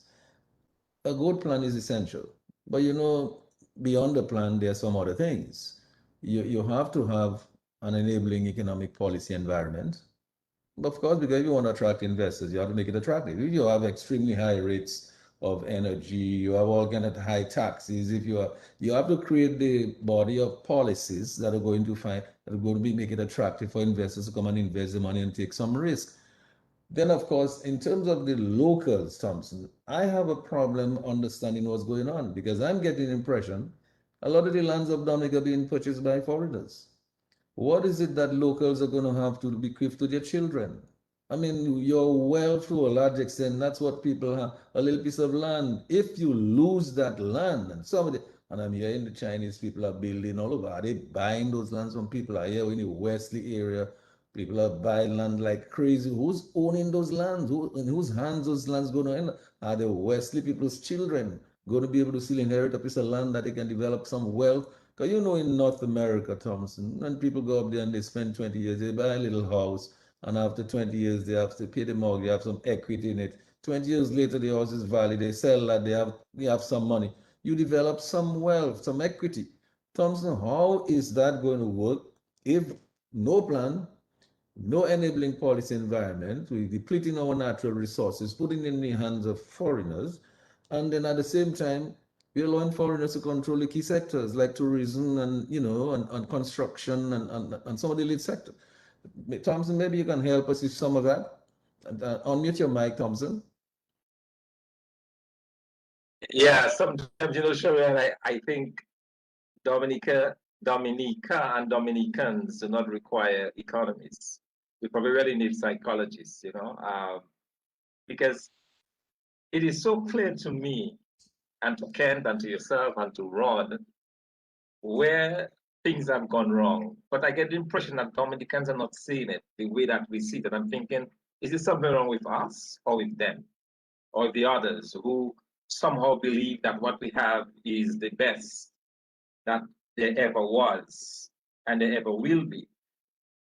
So sometimes I get puzzled, because you talk to some people like the caller who just tried to interject completely on a different planet, completely in a different wavelength, on a level of thinking. I've had interaction with my community when I was in Dominica, spoke endlessly with neighbors, friends, relatives, villagers, and so not trying to understand their psyche. Why are you not seeing beyond this dark space that we're in Dominica? Why are you not able to understand that things can be done differently? That you I'm talking to now can earn wealth, that you can become wealthy, that you don't have to have anything given to you, that you can pull your own self up by your bootstraps. Our parents did it. Generations before us did it. Why can't we do it now in this generation? So I think sometimes you really need a psychologist to help us break through that, but you raised a very important point, Sheridan, about the ability to build wealth, the ability for And that's how you grow economies. That's how you grow people. You enable them to move from point A to point B so that you can plan ahead. You can say, yes, okay, I'll buy my piece of land. I'll put my house down. Later on, I can sell it, make some money, do something else, start a small business, you know, do things that can enrich myself and live a good, healthy, prosperous life. Is that too much to ask? Is that too much for us to desire or require in Dominica? Why it is that the wealth should be controlled by just a few individuals who, by the way, favor foreigners over Dominicans? I have never seen that in any other country.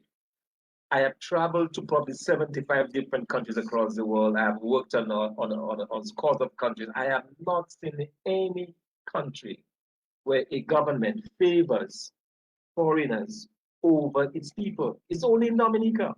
Only in Dominica. And when we had our conversation the other day, Ron talked about the number of companies that were in Dominica hiring laborers, you know, bringing BNCs and solutions and Trinidadians and so on to work in Dominica, and our young men are sitting on the block without work.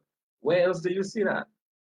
The Chinese are in Jamaica, the Chinese are in the Bahamas, but the government works their contracts such that they agree that they must take a certain percent of the workforce as local.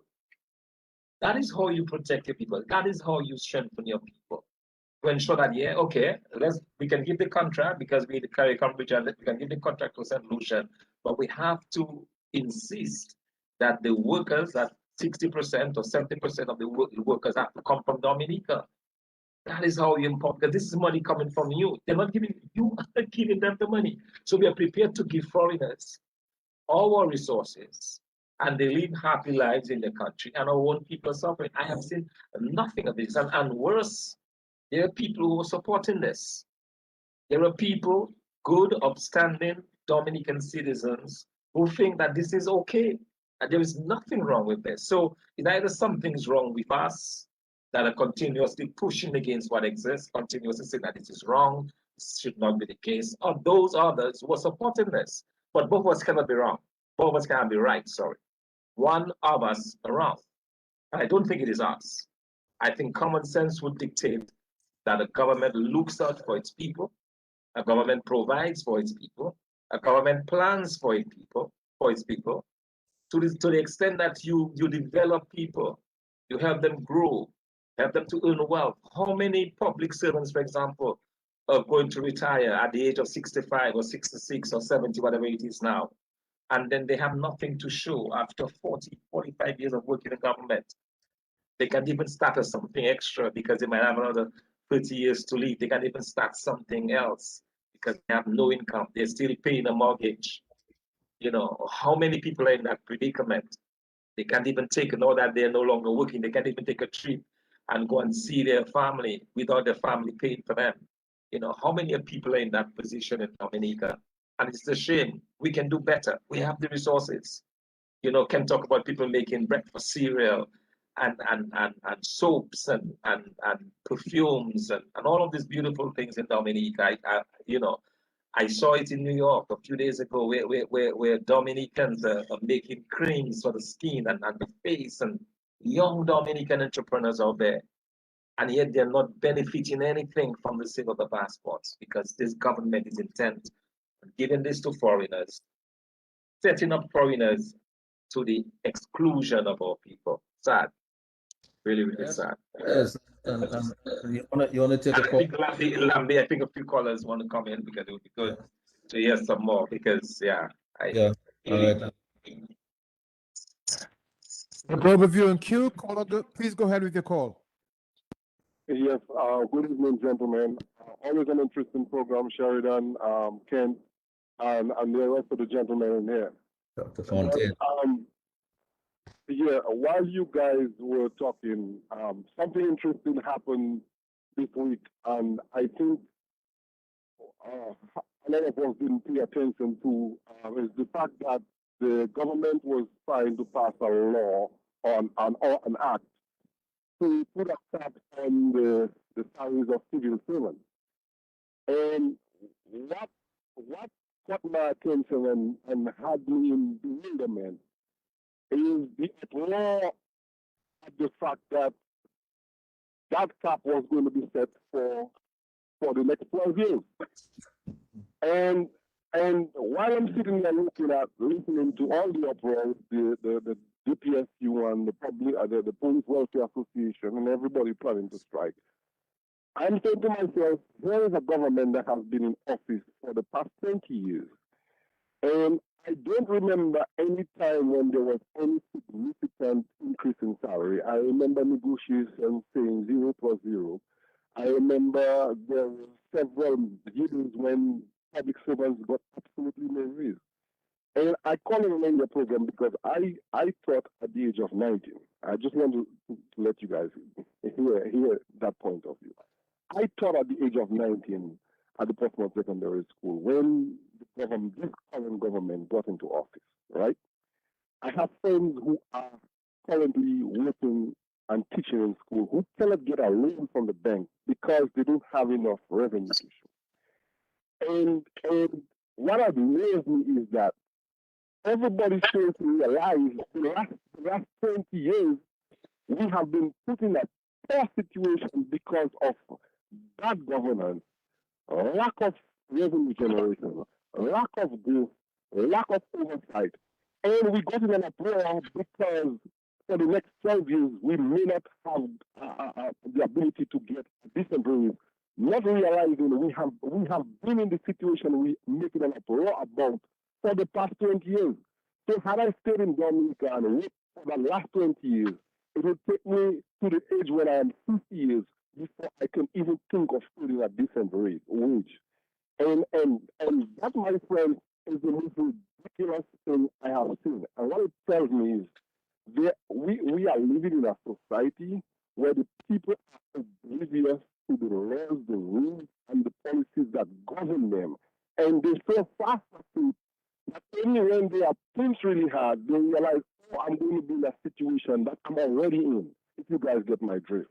So the fact is, the bad governance have already put people like me who would have spent the greater part of my productive years in Dominica working for the civil service, cannot build a house, cannot buy a piece of land, cannot have any opportunity to generate wealth, much less raise kids and send them to school. And you're telling me for the next 12 years, you're going to put my situation that you're in much deeper. And that was the most puzzling thing to me, that we had an uproar now. And I'm wondering, why didn't we have that uproar 10 years ago? And it tells me that our society is totally oblivious of what it takes to develop oneself and to develop the country. I'm listening, gentlemen, interesting program as always, and I'll listen to you guys offline. Yeah, well, thanks a lot. Thanks a lot for that. That's a very good contribution. Ronald, as I go to you, I mean, we talked about planning. You started talking about planning. And really, when you plan, you have to plan around something that is said you want results that are measurable. And of course, the generation of wealth for your people has to be a measurable result. You can see if a family is getting wealthier. You can see that. You can measure it, right? It's measurable. That's a result. Here's the thing, but instead of planning to make people well, we simply plan on making people poor. What the caller is saying, we're saying, listen, for the next 12 years, you're not going to go up more than 1%, maybe 2%, depending on how the economy grows. But the point is, if I don't put the right plans in place, if I don't put the right governance in place, if I don't put the right enabling policies in place, you're not going to get growth. You will get no growth. So it means that the public servant will probably get 1% or less over the next 12 years. Now, how on earth are they accumulating wealth if that is what is happening? I mean, you cannot just look at the economy and say, okay, some we have problems, let's cut back on expenses, let's cut back on costs. What about the other growth side? What about the export side? What about the earning side? What has been done over the last 20 years to increase our export earnings, to generate wealth? We have allowed all our manufacturing, our thing to die. We are exporting less now. We're making less from tourism. We're making less from everything. We're exporting our construction money. Everything is going out. How on earth are you going to grow the economy so that the public servants can get more than 1%? Ronald, you're a fellow that's bright. Maybe you have that answer for us. You want to unmute your mic? The First thing that has to happen is the best of us has to take care of the rest of us. We must get some fighting minds, be it in government, outside of government, to develop that sustainable development plan. In the days of Prime Minister Pierre Charles, a lot of energies was put into developing what they call an integrated development plan. So you've got this template there. What we need to do is to get some good brains around, get some bright people around, whoever, professionals, and let's see how we can put those components of a plan together. We've spoken of different components of the plan, but we need now to put that plan, construct that plan, and to see how we can operationalize the plan. That's most important. Not only to have the plan, but how we're going to about to operationalize the plan. And a part of operationalization of the plan is the financing component. And I think there needs to be an audit of the CBI program. And some time ago, the leader of the opposition came up with a 1.2 billion discrepancy. And we were told that when the research and analysis was done, the report would be embarrassing for the leader of the opposition. Thereafter, we learned that the $1.2 billion went into housing. In the recent past, we've seen MMC come with another $1 billion for the airport. How much money does MMC have of our money? The other agents, what do they have? What resources do they have that belongs to us? And we need to access those resources to stimulate our economy. We look at the condition of our country. I drive from Maho to Roseau every day, and when I look around in certain areas, I wonder what's happening. The signage, things like zebra crossing, markings on the road, dilapidated signs all over. You turn it into Mont Daniel, there's a dilapidated sign right there, and our Prime Minister goes up there every day. You go in Cork area, I hope everybody knows what's in Cork.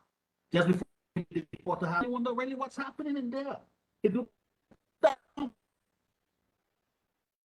you come in from and reaching the public works area, and you wonder what's really happening there. What's the state of the situation in there? And you see those trailer trucks all over the place. Yes, E.H. Charles, S-Mart, Do It Center, attempting to improve on the aesthetics in that area and in terms of the economic activity in that area. But that general area needs a lot of work, and the work that needs to be done, the source of financing should be the CBI funds. Then you come to the Pottersville Savannah, and you look at the state of the Pottersville Savannah. What's going to happen to our young people and their sport development? So you see, generally, the conditions of our country is dilapidated, yet still we've got a lot of financial resources out there. How can we access those financial resources to improve on the quality of our country? And one part is the quality of our country, of the infrastructure. The other part, we come back to the productive areas. I see, for example, right opposite the financial center, you've got the Iraq House of Culture, which is in construction for quite a while. There's some barricades. The barricades are rotting. Recently, I saw they've changed certain elements of the barricades. Right next to the financial center, Montreal management was planning to put down some apartments. There's an open space now that's used as a parking space. There's a sign there that is totally dilapidated and flattering all over the place. And we accept that. We accept that level of mediocrity in our country. And consequently, we cannot fulfill our greatest ambitions of transforming our economy. We look at Portsmouth. We look at the area of Portsmouth. Earlier on, I spoke about the geothermal and the area in the valley, how they are not compatible. You look at Portsmouth. What is happening in Portsmouth? Our major direct investment, we've gotten rid of it. Can we think in terms of using some of the passport money to build a marina in Portsmouth, to stimulate some activity in Portsmouth, possibly of maybe doing the cruise facility, cruise village in Portsmouth, to stimulate activity in that area. And what can we do for persons who've invested in our economy, people like Gregoire, people like Anchorage, Evergreen, people who have invested significantly in our economy. But things have happened, variables have changed, and consequently, people are out of business. We look at agriculture, and I'm saying that in all these different areas to stimulate economic activity, we've got the source of funds, CPI money, but we need to get that CPI money in Dominica to invest in those areas. We should, by now, we spoke about different crops, but in order to develop a country, a small open economy like Dominica, you will either have to export goods or services or bring in persons to consume those goods and services. These are the two major approaches. In agriculture, what crops can we identify, market-driven export crops to start developing in Dominica? And our Haitian friends in Dominica involved in agriculture, we can use them on the proper supervision to produce those crops, to get them out there. Recently, there was a rehabilitation of a fishing program in Dominica.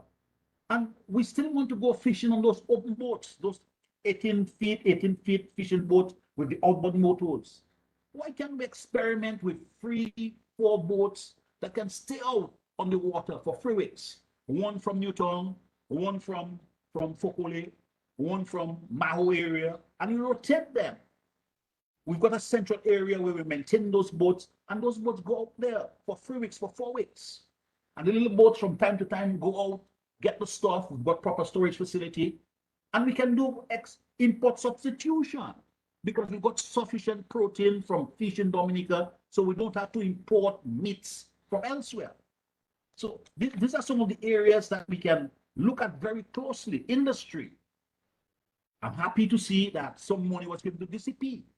I think much more should be given to DCP. And you spoke earlier about the coconuts.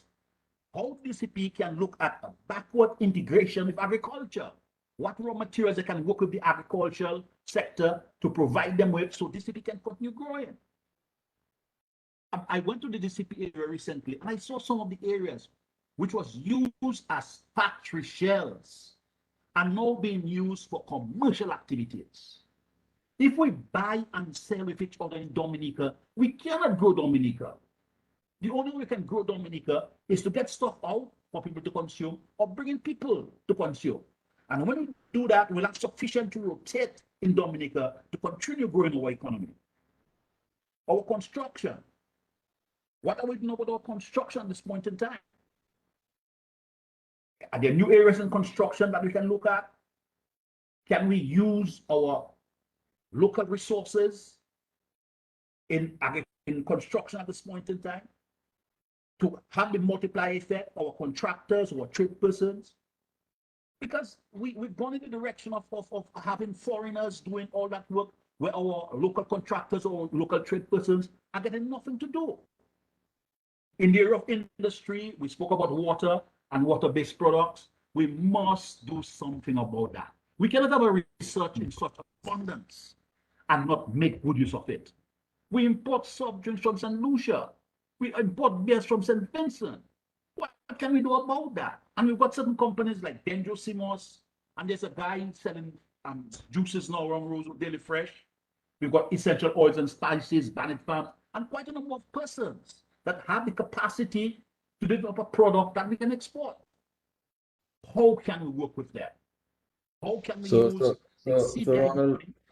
Ronald, on that note, I have to remind us that it's now 9:57. And we have to end at 10. Finally, Sheridan, the area that's close to my heart is cultural industries. Cultural industries. Right. And how can we get those cultural industries going again? Right. I am there. Well, you started doing that in the 90s. I don't know what happened, but sometime in the 90s, you started doing that with the World Creole Music Festival and the World Federation of Creole Cultures. I think that was the whole aim and objective, right? So, but I mean, the point is that Kent, I mean, we really, it's getting past our bedtime now. And we need to wind down. So I'm assuming these were Ronald's final words. And Ken, maybe you might want to give a little summary on your final remarks. Right. Well, yes, let me take the time to just say a little bit about the new act, because I think there is need for clarity. The caller called about it. There's need for clarity on that, number one. And number two, we need to know where the real issue lie. And the caller did touch a little bit on that. But the clarity I want to provide to everyone is this. You have to first realize that the act talks about it used the word real increase in current expenditure. I need everyone to understand what that means. Real means you first have to take out the impact of inflation. So if you're talking about a real increase of 2% in current expenditure that it cannot exceed, in nominal terms, it really means, let's say if inflation is 3%. In nominal terms, it means a 5% increase. Now, civil servants have generally not gotten more than 5% in nominal terms in any given year. So in real effect, it's not really going to affect civil servants if we compare it to the historical increases that they have had. So I don't want us people to get ahead of the issue. Now, the second thing I want people to understand is that the intention of the legislation is to control debt, bring it back to a point where it is sustainable. Landa touched upon the danger zone we're in the very high debt. And it's just not just a Dominica problem, it's a Caribbean-wide problem. We have unruly governments that lead us into high debt. Sometimes it's not unruly government, sometimes it's circumstances like COVID for some other countries. But we often have to reel back the debt, and to reel back the debt and to help governments do that, this is really a fiscal rule that proposes a way in which this must be done to bring the debt back down. So you will notice that there's a clause that says Section 1C applies during any period where the ratio of public debt to GDP is above 60%. In other words, once the ratio of GDP is below 60%, they are no longer bound by that limitation. So the quicker we grow is the faster. These 12 years could be a lot less once we get out of the 60%. So the real problem is not the act. The act in itself is not a bad act, in my opinion, and it is something that the rest of the Caribbean countries are doing and they're embracing. The real issue we have always had is really bad governance. Let me give you an example of what I mean. The fact is our debt is now 104, central government 117 if we take the whole of the public sector, right, Nanda? Our debt is that high. The fact is if this government, who have mismanaged the CBI funds, if they had applied those funds to down payment of debt, our debt before COVID hit, before the crisis hit, our debt could have been down to 20% or so. And then with the crisis, the debt could have risen to, let's say, 40% without need for this. In other words, they caused us to be in a situation where you must do this. And they have mismanaged the fund. And as the caller said, the truth is we should have been protesting and insisting to remove that government already, because they brought us here. They brought us there. I mean, as I said, there are other countries that are doing that. The other issue is, obviously, you don't spring a legislation like that on people without discussion, without transparency. So there's a legitimate request. And rightly so, the legislation should have been pulled back because it has not been discussed. People need to understand the legislation properly, and there needs to be proper discussion before it goes forward. And then thirdly, in terms of growth, the truth is, and we have been talking about that all along, we don't have a government that really want to empower the people, that really want to grow the economy in any serious way. So guess what? With a lack of growth, it's going to take us a longer time to get to a position where the debt is back down. And that hurts. You see, but all along, we should be looking at the bad performance of the government, their lack of ability to grow the economy, and their mismanagement, and I want to use a stronger word, but their mismanagement of CBI resources that have brought us. So these are the things we should be protesting, not the legislation in itself, because as far as I'm concerned, this legislation is not a terrible legislation in itself.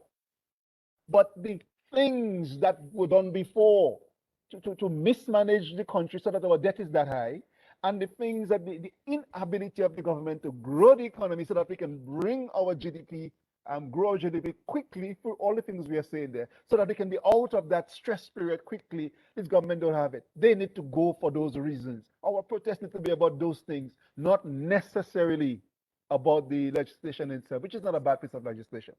All right. So, Kent, here's my views, right? Mhm. I don't like the legislation, and I'll tell you why. Because why should we put ourselves, after 20 years, put ourselves in a position where we have to put that legislation in place there and surreptitiously, in like a thief in the night, we just come and push it down people's throat without their knowledge. What I'm saying is, yes, that legislation could be needed at some point, but I mean, if you took the $2 billion you have outside and invested in growth sectors that you can really create exports and generate income for your country, you wouldn't be in that position. And if you were doing that and using this money, why you wouldn't have that debt situation? Why should you have all this income outside there and you grow in your national debt? That makes no sense from a planning standpoint, Thomson. Frankly, I just do not see how you can have all resources and you're undertaking all kinds of debt. Yeah. I mean, and No, it no, seems to no, me. no, Sheridan, sorry. I agree with you. And I'm saying these are the things we should have been protesting about all along. Bad governance, high debt, and all of that. And we should still be protesting about that and ensuring that we get this government out of office because they have mismanaged our country. But the fiscal responsibility kinds of rules that countries have been implementing, it's not just across Dominica, across several other countries. But the reason for that it forces government to behave in the right way. So even this government, if we had it before, would not have been able to mismanage in the way that they did, to some extent at least. So what I'm saying is that the legislation in and of itself is not the terrible thing. The terrible thing is the government that have abused our resources, not planned well, and we should have been protesting against that all along. So, Yes. so that's the point Can, the other caller was making. Yeah. can tell the people to bring people money out from where it is outside there. Bring it back in Dominica. And that I Invest in agree with you growth on. sectors, invest in the productive sectors. Give it to Definitely. your farmers, give it to your hoteliers, give it to your local construction people. Put that money in your agriculture, in your agribusiness, in your manufacturing, export-led growth. You will not have that problem. You're going to So have that a. is what we should still be protesting about. So that I'm saying is the real issues. You know, people used to say there was a time when money used to come and meet money, Thompson. That is what you want again. You know, you want people to be generating wealth. You want your farmers to be generating wealth. You want your households. When the lady wants to go and do some shopping, she ain't got to worry about where the next penny coming from. You understand? I mean, empower your people. Let people generate wealth. Don't just leave the money outside. So some guy has that money and he's doing what he wants with it and tell you, okay, you have to borrow it from me for me to come and do something for you. And then I'm hearing now, after the guy went on the platform, and he said, hey, I'm here to sign a contract. I'm hearing our prime minister now saying, well, it is not a contract, it's an agreement. Well, what is that? I'm not sure what that is. So there's something going on here that ordinary minds like us cannot understand, Thompson. Thompson, your final comments as we wrap up on your mic, Thompson, on mute.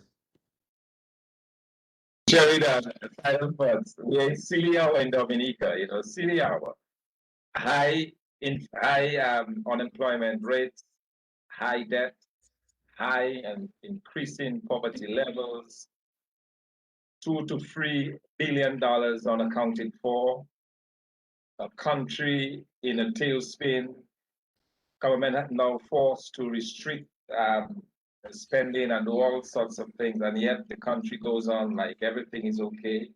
People are still happy with the government. It is silly hour. And the question that really begs is where do we go from there? How do we as Dominicans deal with this situation? Are we just going to be content with what we have been dealt with? Are we content to continue to see our fellow men languish in poverty, people who could have earned and who could have developed themselves, a middle class that could have over the years gained and improved themselves? I mean, let's think about it. A public servant now in Dominica is slated to make probably 100 less than an unskilled laborer leaving Dominica going to St. Martin. In the next 10 years, that unskilled laborer would have made and accumulated more wealth than a public servant who's had his or her degrees and has spent 46 years in the Dominica public service. We need to think about this and ask ourselves, shouldn't we be asking for more? Shouldn't we be demanding more out of our country and out of our government? Should we not be demanding? Should we not be protesting that these monies that are missing be accounted for and brought back into our treasury. That can help to generate the kind of small business growth that Ted and Ron spoke so passionately about. That we can then train our own, carpenters and masons, and we don't need to hire or borrow workers from overseas to help us. That Dominica will be a place where people now come to work, but they come on our terms, not on their terms. These are the kind of questions we need to be asking ourselves, Sheridan. And I hope that this discussion tonight will continue that thinking, open people's minds up to the realization that we are not doing justice to ourselves, that we can do better, that we deserve better, and we should demand better. That I think is what I would like to leave with the Dominican public tonight. And yes, Thomson, and I think And of course, Sheridan, to thank my good friends Ron and Kent. I mean, it's a shame, guys, that we're in this position. Honestly, I mean, we should be discussing what is the next big project for Dominica. That's where we should be. Instead, we're still at the very foundation stage. That's not how when Kent went in the 1980s and 90s we went to school. That's not what we foresaw for Dominica. We had so much hope. We had so much. When I spoke with Ron, we roomed for 3 years at UE. And that's not the things we spoke about. We foresaw a Dominica that would be going places in 2021, a Dominica that would be leading the rest of the pack. Because when we were at UE in the 1980s, Dominica was ahead already of St. Vincent and Grenada and St. Lucia. And we thought we would always be ahead. We would be way ahead of them. Now, sadly, we have to look at the back because we are so far behind. We can't even see St. Lucia. We can't even see Grenada. And it really is a shame. It really is a shame. And I hope that the people of Dominica understand that there is better out there and that we can do better. But as Ken said, the big 8-ton wash in the road is that government that we need to get rid of one way or the other. And Thomson, it's really silly how when you find that I want to plan to make my people poor by restricting them to 1% for 12 years. And at the same time, I gave myself and my cabinet 60% increase some time ago. I gave my speaker a massive increase. I take onto myself a house that is going to cost the people $60,000 a month or something like that. I mean, it has to be silly how when Dominican can accept that. Silly how. Yeah, absolutely. It's a surrender bill. It's a bill that says, hey, we can do it. We can do better. I understand what Kent is saying, but at the same time, I also understand that bill is saying we cannot do better. Exactly. We can. Just that the people in office now are unable to do better. But the country can do better. The resources are there, and we certainly can do better. But of course, I mean, we can do a lot better. I mean, I'm just listening to you and Kent and Land. If they put you all in charge there, the country will do a lot better just from the ideas that you're sharing. Just the fact that you want to have a plan. You cannot start out by being successful without a plan. How are you going to be successful without a plan? You don't know where you're going. It's like this international airport, an airport without a plan. You're just there moving up, and you say it's an airport. Give me a break. What is going to be the throughput for that airport? You haven't done any economic analysis of no environmental impact study, no nothing. And you're building an airport. Dominicans, silly hour, man. Come on. Yeah, gentlemen, I want to thank you really for the very good discussion. Very nice conversation here tonight. We should do that again sometime. I hope everybody will appreciate with the effort that we've made to at least bring some clarity, especially into the fact that there is no real planning going on, and people need to, the ordinary man need to understand, unless there's a plan. The ordinary man makes a plan at his home, Yes. He has a little plan in his household. So why can't we have a plan at the national level? So gentlemen, thank you so much for being here tonight. Lambi, thank you. Sherwin, thank you. And all our listeners, I just want to tell all our listeners out there on the various platforms and networks, thanks a lot for being with us tonight. We didn't take many of your calls, but I must say the calls that did come in were very substantial, and we appreciated them. So gentlemen, thanks a lot, and have a good one. Thank you, Sheridan. Yes, Appreciate it. thank you indeed. My All right, pleasure, guys. everybody. All right. Good. Okay. Yeah.